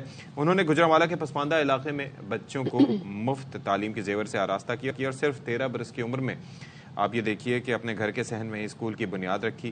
حالانکہ آپ یہ دیکھیں کہ اس عمر میں اتنی اویئرنیس ہونا یہ بہت شاذ و نادر ایسا دیکھنے کا موقع ملتا ہے اور خود تعلیم حاصل کرنے کی عمر ہوتی ہے، لیکن ایسے میں انہوں نے اپنے گھر ایک اسکول کی بنیاد رکھی. اچھا، اسکول کے جو اخراجات ہیں وہ خود برداشت کرتی ہیں اور خواتین کے لیے ایک ووکیشنل ٹریننگ سینٹر بھی انہوں نے کھول رکھا ہے جہاں پر خواتین آئی سی ٹی، ٹیکسٹائل اور انگریزی زبان میں مہارت حاصل کر رہی ہیں. زبردست جی، تو اب ظاہر ہے ہیٹس آف ٹو ہر. ہمارے ساتھ موجود بھی ہیں. Thank you so much for joining us in our show. Sister Zeph ہمارے ساتھ موجود ہیں، باہمت، اور ظاہر انہوں نے جو کر دکھایا ہے وہ ایک انسپریشن ہے. تو thank you joining for joining us. بتائیے گا اب پہلے تو ہمیں اپنی اس کہانی کا بتائیے گا، جرنی کے بارے میں، کیسے آپ نے سٹارٹ کیا اور پھر یہاں تک کیسے پہنچی. جو گلوبل ایوارڈ ہے اس میں تو ظاہر ہے دنیا بھر سے اور بھی ٹیچرز ہوں گے، اساتذہ نامزد ہوں گے، تو آپ کے لیے کیسے پاسبل ہوا؟ پہلے تو بہت شکریہ، آپ نے مجھے اپنے شو پہ لیا، میرے لیے بہت آنر کی بات ہے. Thank you so much. This is honour for us. Thank you. میں نے 13 سال کی عمر میں اسکول چھوڑ دیا تھا بیکاز میری ٹیچر کا رویہ میرے ساتھ ٹھیک نہیں تھا. اچھا. اور مجھے وہ میری سیلف ریسپیکٹ کو مجروح کرتی تھی. اچھا. تو وہ اسکول چھوڑنے کے بعد میں نے یہ ڈیسائیڈ کیا کہ میں نے اپنا اسکول خود بنانا ہے اور اب میں نے دوبارہ کبھی کسی اسکول میں نہیں جانا. تو اپنے آپ کو بھی میں نے پڑھانا شروع کیا، ساتھ میں جو میرے محلے کے بچے تھے ان کو بھی میں نے پڑھانا شروع کر دیا. لیکن میرے اندر یہ بات ہمیشہ سے تھی کہ اگر بچوں کو فری ایجوکیشن دی جائے گی تو ہی انڈر پریولیج بچے اپنی ایجوکیشن کو جاری رکھ سکتے ہیں. تو میں نے کہا کہ میری ایجوکیشن بالکل فری ہوگی اور میں نے سب لوگوں کے ارد گرد کے لوگوں کے گھروں میں جانا شروع کر دیا اور ان کو بولا کہ بچوں کو میرے اسکول میں بھیجیں. شروع میں آبویسلی سب لوگوں کے لیے ایک مذاق تھا، کھیل تھا، لیکن پھر میں نے خود ہی پڑھانا شروع کر دیا اور پرائیویٹ اسٹوڈنٹ کے طور پہ ایگزامس دے کے میں اپنی ایجوکیشن کو بڑھاتی گئی اور میں نے AA کر لیا. تو جیسے جیسے ایجوکیشن بڑھ رہی تھی لوگوں کا یقین بھی مجھ پہ بڑھتا جا رہا تھا اور لوگ اپنے بچوں کو میرے پاس بھیجنا، اسپیشلی بچیوں کو بھیجنا جو ہے ان کو لگتا تھا کہ میرے اندر یہ کیپیبلٹی ہے کہ میں ان کو ایک اچھا فیوچر دے سکتی ہوں. لیکن پھر میرے پاس فائنینشیل ریسورسز نہیں تھے تو میں نے 13-14 سال کی عمر میں ہی میں نے وہ شرٹ کے اوپر کڑھائی کرنا شروع کر دی. اور وہاں سے اس ٹائم مجھے 10 روپے ملتے تھے ایک شرٹ کے. تو بس وہ بنا کے تو میں نے 1.5-2 سال بعد میں نے ویسے ہی گزارے. پھر جب میں نے اپنا میٹرک کمپلیٹ کیا تو پہلی جاب مجھے ایز اے ریسیپشنسٹ ملی، پھر مجھے اچھی جابس بھی ملتی گئیں. تو 17 سال تک میں نے جاب کی اور اس جاب سے جو مجھے سیلری ملتی تھی میں اپنے اسکول کو فنڈ کرتی تھی. اور 2014 میں نے لنکڈ گلوبل پرائز ون کیا, اس سے مجھے $20,000 ملے. تو وہاں سے پھر ٹرانسفارمیشن سٹارٹ ہوئی, ہمارا ایک باقاعدہ اسکول بنا, میں نے ووکیشنل سینٹر بنایا. یعنی آپ نے اپنی جاب ملنے کے بعد اپنے تک محدود نہیں رکھا, جو آپ کے اندر ایک علم کی جو حاصل کرنے کی خواہش تھی آپ اسے کنٹینیو ساتھ لے کر چلتی رہی. دس ریمارکیبل. اور پھر آج ماشاءاللہ آپ یہاں پہنچی. تو جو فائنینشیل آپ بتا رہی ہیں آپ کو مشکلات رہی, دوسری ایک اور چیز بھی ہے اسی کے اندر کہ ہمارے یہاں آپ کو پتا ہے کہ بچوں کو تو خاص طور پر, لیکن ان کے والدین کو راغب کرنے کے لیے آج کل ان کو انسینٹیوز کی ضرورت ہوتی ہے. یعنی کہ میں دیکھ رہا تھا ایک دفعہ پنجاب حکومت کی جانب سے وظیفے دیے جاتے تھے کہ جی آپ اپنے بچوں کو حاضری ان کی مکمل کریں گے تو بچے کو یہ وظیفہ دیا جائے گا. تو ایسے میں آپ کے لیے کتنا مشکل تھا, بچوں کو تو چلے خواہش ہوتی ہے لیکن ان کے والدین کو راغب کرنا کہ آپ کی طرف بھیجیں. یہ گورنمنٹ کا ایک اچھا انیشیٹو ہے چائلڈ لیبر کو روکنے کے لیے, لیکن میں اس سے تھوڑا سا ڈیفر کروں گی. مجھے لگتا ہے کہ چونکہ والدین اپنے بچوں کو ایک اچھا مستقبل دینا چاہتے ہیں, اس لیے ہمیں ان کو ذہنی طور پہ زیادہ تیار کرنے کی ضرورت ہے. ہمیں ان کے ساتھ ٹائم اسپینڈ کرنے کی ضرورت ہے. ہمیں ان کو بتانے کی ضرورت ہے کہ اگر آپ کے بچے ایجوکیٹڈ ہوں گے تو ان کا مستقبل کتنا اچھا ہو سکتا ہے اور ایجوکیشن کی امپورٹنس کیا ہے. We have to make them understand this reality. تو میں پھر یہی کرتی رہی ہوں. میں ان کی ماؤں کو میں نے کام سکھانا شروع کر دیا, وہ بھی روزانہ کئی گھنٹے میرے ووکیشنل سینٹر میں گزارتی ہیں. تو ان کو پتا ہے کہ ایجوکیشن کی اہمیت کیا ہے. پھر میں ان کے ساتھ ویکلی بیسس پہ کاؤنسلنگ بھی کرتی ہوں ماؤں کی. وہ ان کے جا کے جو باپ ہوتے ہیں ان کو بتاتی ہیں. تو اس طرح سے پھر میرا جو کام ہے وہ بڑھتا گیا ہے اور میں لوگوں کو قائل کر پاتی ہوں. تو ناؤ اب آپ نے کیا پلان کیا ہے ماشاءاللہ؟ سو اب آپ تو گلوبل ایوارڈ ونر بھی ہیں, سو فیوچر میں کیا پلان کیا آپ نے؟ پہلی بات تو یہ ہے کہ یہ والے جو پیسے اناؤنس ہوئے ہیں ابھی تک تو مجھے اس میں سے کوئی پیسہ نہیں ملا, اور اگر وہ ملیں گے تو وہ 10 سالوں میں ملنے ہیں انسٹالمنٹس میں. obviously وہ سارا پیسہ میں اپنے اسکول پہ ہی لگاؤں گی. جی وہ 10 سالوں میں ملیں گے مجھے. All right. اور مزید دیکھیں, ایک تو یہ ہے کہ مجھے یہ چیز آپ کی بڑی اچھی لگی ہے کہ آپ بڑا سوچتی ہیں اور خاص طور پر بچوں کے لیے اور باقی. تو اس سلسلے کو آگے بڑھائیں گی کہ مزید شہروں تک اس سلسلے کو وسیع کریں گی, یا کیا آپ نے سوچا اگلے 10 سال کا پلان تعلیم کے حوالے سے کیا ہے؟ 10 سال کا پلان یہ ہے, ایکچولی میرا بچپن سے ایک میری خواہش ہے کہ میں ایک بہت بڑا اسکول بناؤں جس میں کم از کم 2000 بچے ہوں, جو بہت زیادہ غریب بچے ہیں ہمارے ملک کے, ان کو وہاں پہ ہاسٹل میں لا کے ان کو. ٹھیک ہے, ہمارا رابطہ ڈسکنیکٹ ہو گیا, لیکن thank you so much sister Zeph ہمارے ساتھ تھیں. اور پاکستان کے لیے جی پراؤڈ مومنٹ ہے, اور اس طرح کے لوگ جب آگے بڑھتے ہیں, سوچیں کتنے سال درکار ہے اس کام کو یہاں تک پہنچنے کے لیے. اتنی محنت انہوں نے کی, خود تعلیم حاصل کی اور خود فنڈنگ کی, اور ایک شرٹ کی کڑائی سے انہوں نے اپنے آپ کو فنڈنگ کرنا شروع. روپے ملتے تھے, پھر اس کے بعد ریسپشنسٹ کی جاب اور ساری چیزیں. جی سسٹر زیف آپ کنٹینیو کیجیے گا. I'm sorry, کال جو ہے وہ مجھے دوبارہ سے کنیکٹ کرنا پڑے گی. اور ساتھ میں آپ کو یہ بتا رہی تھی کہ میں ایک ڈریم اسکول ہے میرا, وہ میں بنانا چاہتی ہوں. یو نو ہمارے ملک میں بچوں کی every 3rd child is malnourished in the country, اور میں یہ چاہتی ہوں کہ میرے پاس ایک بہت بڑا اسکول ہو جہاں پہ بچوں کو اچھی خوراک ملے, ان کو اچھا ماحول ملے, ان کے پاس ہر طرح کی اپرچونٹیز ہوں, ریسورسز ہوں, اور وہ اپنی ایک بہترین ایجوکیشن حاصل کر سکے. وہ والے وسائل جو عام بچے کو نہیں ملتے, میں وہ وسائل دینا چاہتی ہوں, کیونکہ میں خود ایک دیہات سے تعلق رکھتی ہوں, ایک ورکنگ کلاس فیملی سے بلانگ کرتی ہوں. اگر میں اس لیول پہ جا سکتی ہوں, پاکستان کا نام پوری دنیا میں روشن کر سکتی ہوں, تو باقی بچے بھی کر سکتے ہیں اگر ان کو اپرچونٹیز دی جائیں. تو میں ڈریم اسکول بنانا چاہتی ہوں, اور اس کے لیے گورنمنٹ سے درخواست کرنا چاہتی ہوں کہ مجھے جگہ دیں, تاکہ جیسے جیسے میرے پاس پیسے آئے میں اس کی بلڈنگ بناتی جاؤں اسکول کی. انشاءاللہ وی ہوپ سو کہ آپ کی زبردست جو آپ نے ایوارڈ ایک تو جیتا ہے, پاکستان کا نام روشن کیا ہے, تو یہ تو گورنمنٹ آپ کے لیے کر ہی سکتی ہے, چھوٹی سی خواہش ہے, بیکاز اس سے بہت سارے بچوں کا مستقبل روشن ہو سکتا ہے. تو جب ہم مستقبل کی بات کرتے ہیں اشفاق, تو مستقبل جو ہے جی اب سب گیس کر رہے ہیں اے آئی کی وجہ سے کیا ہوگا فیوچر, کیونکہ جب انٹرنیٹ آیا تو آپ کے جو ٹیلی فون تھا جو آپ ڈائل کرتے تھے وہ ختم ہو گیا. ہاں جی. کیلکولیٹر سے لوگوں نے کیلکولیشن کرنی چھوڑ دی کیونکہ آپ کے موبائل میں کیلکولیٹر موجود ہے. اخبار, ریڈیو, ٹی وی, ان کی افادیت ختم ہو گئی. اب سب سمٹ کر جی آپ کے موبائل فون میں جی چھوٹی سی ایک ویڈیو کلپ آ گئی ہے. موبائل فون سے جو ویڈیو بنتی ہے اب خبریں اس تک آپ کے ذریعے پہنچتی ہیں. اس کے لیے آپ کو بڑے بڑے ٹی وی بھی خریدنے کی ضرورت نہیں پڑتی. تو اب ایک ایسی نئی چیز مارکیٹ میں آ رہی ہے جو انسانی زندگی میں انقلاب برپا کر دے گی اور ایک جدید ٹیکنالوجی ہے. اس سے کہہ رہے ہیں جی آئی فون بھی اس کو بھی پیچھے چھوڑ دے گی یہ ٹیکنالوجی. تو پاکستانی نژاد امریکی شہری ہیں عمران چودھری, ان کی اہلیہ نے اے آئی پن, یہ اس کی شکل ہے, اے آئی پن لانچ کرنے کا فیصلہ کیا جو نومبر میں آئی تھنک لانچ ہونے کی بتایا گیا ہے, اور اس کو موبائل فون کا متبادل قرار دیا جا رہا ہے. اور جناب اس سے آپ بولیں گے, یہ کمانڈ حاصل کرے گا, یہ میسج آپ کا کنوے کر دے گا. آپ نے ہاتھ میں مونگ پھلی رکھی لیٹ سپوز, اور آپ نے پوچھا ہے کتنے گرام ہے, تو وہ آپ کو وہ بھی بتا دے گا. اچھا, یہ بھی بتائے گا. آپ اس کی مارکیٹ کی میں قیمت کیا ہے یہ وہ بھی بتا دے گا. اچھا. اور اگر آپ کو کہیں آپ نے کہا فلاں جگہ مجھے جانا ہے, وہاں پہ یہ لینڈ مارکس ہیں, تو آپ کے ہاتھ پہ میپ بھی باقاعدہ دکھا دے گا. اور وہ اتنا ویزیبل ہوگا. چلے شام کے وقت میں تو ہے, لیکن دن کے وقت میں کیسے دیکھ پائیں گے؟ دن کے آئی ڈونٹ نو, بٹ وہ جو میں نے اس میں جو ویڈیو میں دیکھا ہے اس سے یہ دیکھیں اس طریقے سے. اور اگر آپ کسی اور لینگویج میں بات کرتے ہیں تو وہ آپ کو ٹرانسلیٹ کر کے بھی بتاتے گا. اچھا, اور پروجیکٹر کے ذریعے یہ اس کو آپ کے ہاتھ پہ وہ پروجیکٹ کرے گا ڈسپلے.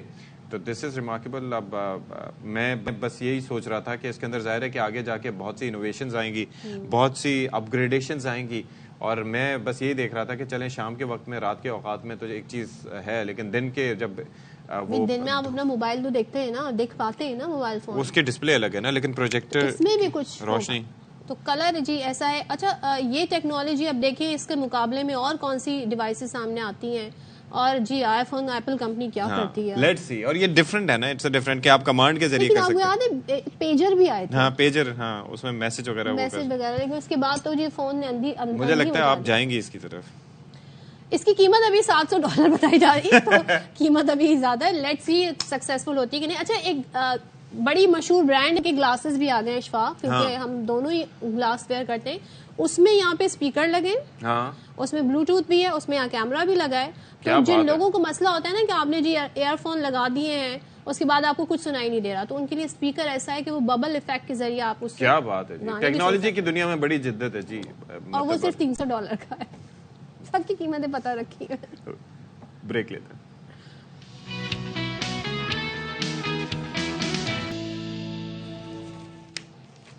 اچھا, پشاور پولیس نے دلہا کے قتل کا معمہ حل کر لیا, اور وہ تھا نا کہ گھر کو آگ لگی گھر کے چراغ سے, تو قاتل کوئی اور نہیں بلکہ دلہن نکلی.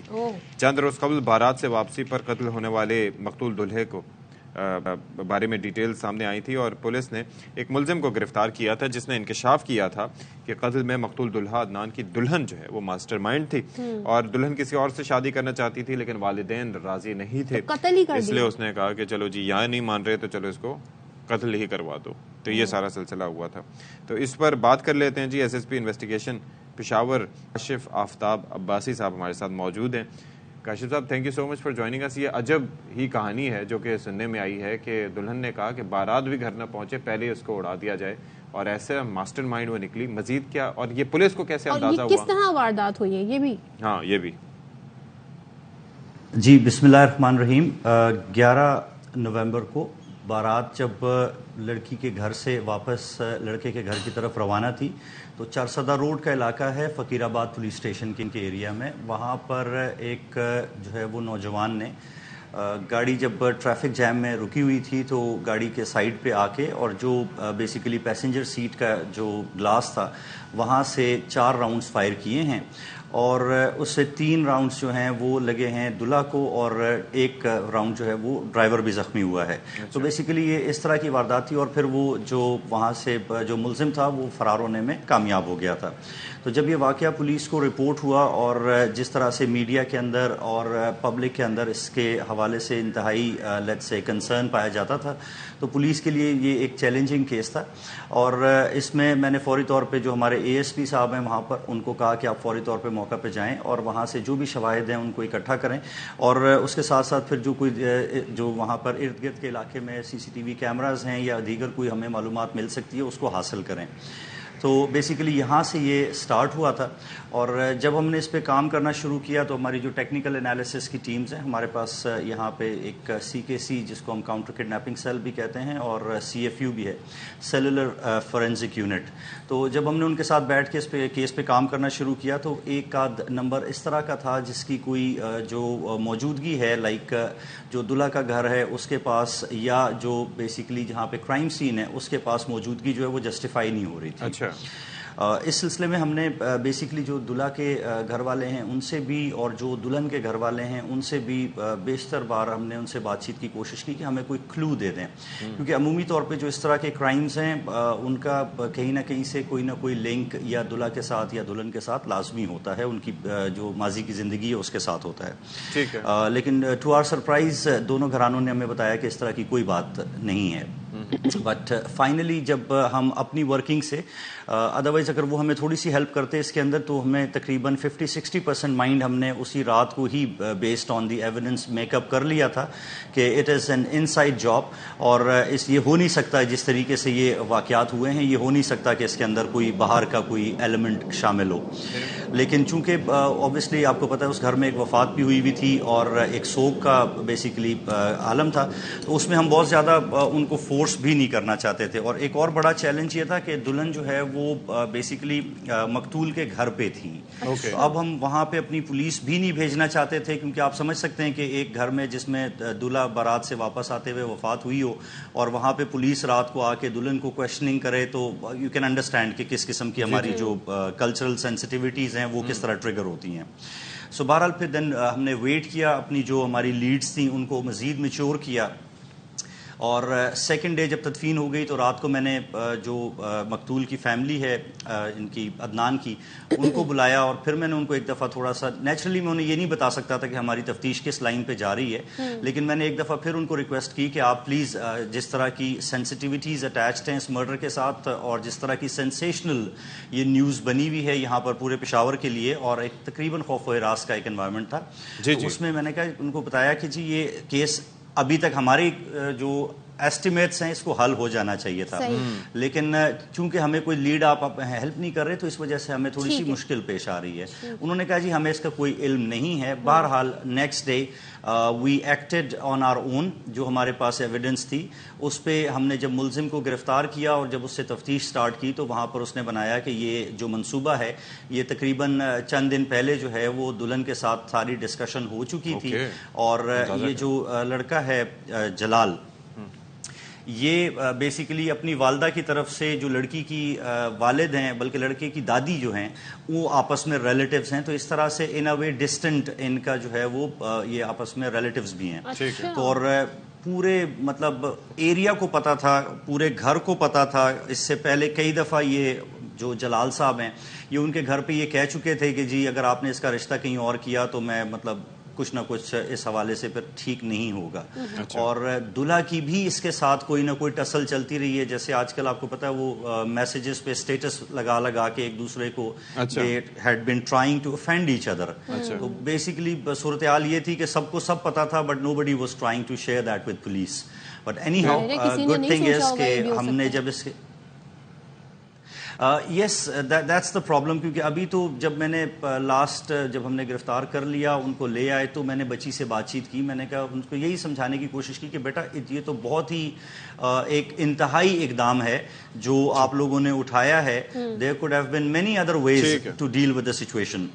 تو بہرحال یہ ایک کیس ہے جس کے ذریعے سے ہم نے انویسٹیگیٹ کر کے اس کو پکڑ لیا. بہت شکریہ آپ کا. کافی ہفتہ عباسی صاحب SSP ہمارے ساتھ موجود تھے اور بڑا زبردست طریقے سے جو ہے وہ یہ جس طرح انہوں نے ساری چیز بتائی ہے کیسے کیسے ہوا یہ بھی بھائی بڑا آپ دیکھیں اور احتیاط کریں. اچھا جی آپ کو خبر ساتھ میں ایک اور دے دیں. لاہور والی علاقے میں جی واقعہ پیش آیا, ایک ہی خاندان کے 6 افراد کی جان چلی گئی تھی ٹریفک حادثے میں. جو 14 برس کا لڑکا تھا اسے گرفتار کر لیا تھا, وہ ڈرائیو کر رہا تھا اور اس کے پاس لائسنس بھی نہیں تھا. اب اسے عدالت میں پیش کیا گیا تھا اور ساتھ ہی جی یہ بھی بتایا جا رہا ہے کہ اس کو جی اب یہ ساتھ میں خبر آئی کہ مستقبل میں ایسے واقعات سے بچنے کے لیے کم عمر ڈرائیوروں کے خلاف بھی مقدمات درج کیے جائیں گے. تو سی ٹی او صاحب ہمارے ساتھ موجود ہیں, ان سے ذرا بات کر سکتے ہیں. Thank you so much for joining us. یہ ذرا بتائیے گا, ویسے تو یہ پہلے ہی ہونا چاہیے مقدمے وغیرہ یا اس طریقے سے سلسلہ ہونا چاہیے تھا, لیکن اب ایک بڑا نقصان ہو گیا ہے, اس کے بعد اب پولیس نے فیصلہ کیا ہے, تو کیا اس سے متعلق مزید بتائیے گا مستنصر صاحب. بسم اللہ الرحمن الرحیم. ایک تو میں آپ کا بہت شکریہ ادا کرتا ہوں کہ بڑا یہ امپورٹنٹ ٹاپک ہے اور بڑا پریولنٹ فنومنا ہے اربن سینٹرز میں یہ کم عمر ڈرائیورز کا گاڑی چلانا, تو آپ نے اس پہ توجہ دی اور اس کو اپنے پروگرام میں شامل کیا, میں آپ کا شکریہ ادا کرتا ہوں. اور میں یہ بتانا چاہتا ہوں آپ کے توسط سے عوام کو کہ جو ریش اینڈ نیگلیجنٹ ڈرائیونگ ہے یا انڈر ایج ڈرائیونگ ہے, یہ سیکشن 279 پی پی سی کے تحت اور سیکشن 99 اور 102 موٹر وہیکل آرڈیننس کے تحت جرم ہے اور اس پہ ایف آئی آر درج کی جا سکتی ہے. اس کیس میں یہ ہوا کہ یہ بچہ جس کی عمر 16 سال تھی, افنان, یہ گاڑی چلا رہا تھا اور گاڑی یہ 110 کلومیٹر پر آور کی سپیڈ پہ چلا رہا تھا, جبکہ وہاں پہ سپیڈ لمٹ جو ہے وہ 60 کلومیٹر پر آ رہا ہے, اور اس نے اس گاڑی کو 90 ڈگری کے اینگل پہ ہٹ کیا, جس سے ایک ہی خاندان کے 6 افراد جو ہے صفحہ ہستی سے مٹ گئے. بڑا ہی افسوسناک سانحہ ہوا. اس سے پہلے یہ تھا کہ اس سال ہم نے لاہور میں 20,514 کم عمر ڈرائیورز کو چلان کیا ہے اس سال میں, تو آپ ان فگر سے اندازہ لگا سکتے ہیں کہ بڑا ہی ایک پریولنٹ فنومنا تھا. لیکن تھوڑا سا لینیٹ بھی ہم شاید اس لیے لے لیا کرتے تھے کہ بچے کا مستقبل نہ برباد ہو. لیکن ظاہر ہے یہ معاملہ ہے, اس نے اس بات کا اس امپورٹنس بتائی. Thank you so much. Programme میں آپ سے اجازت چاہتے ہیں جی, اللہ حافظ.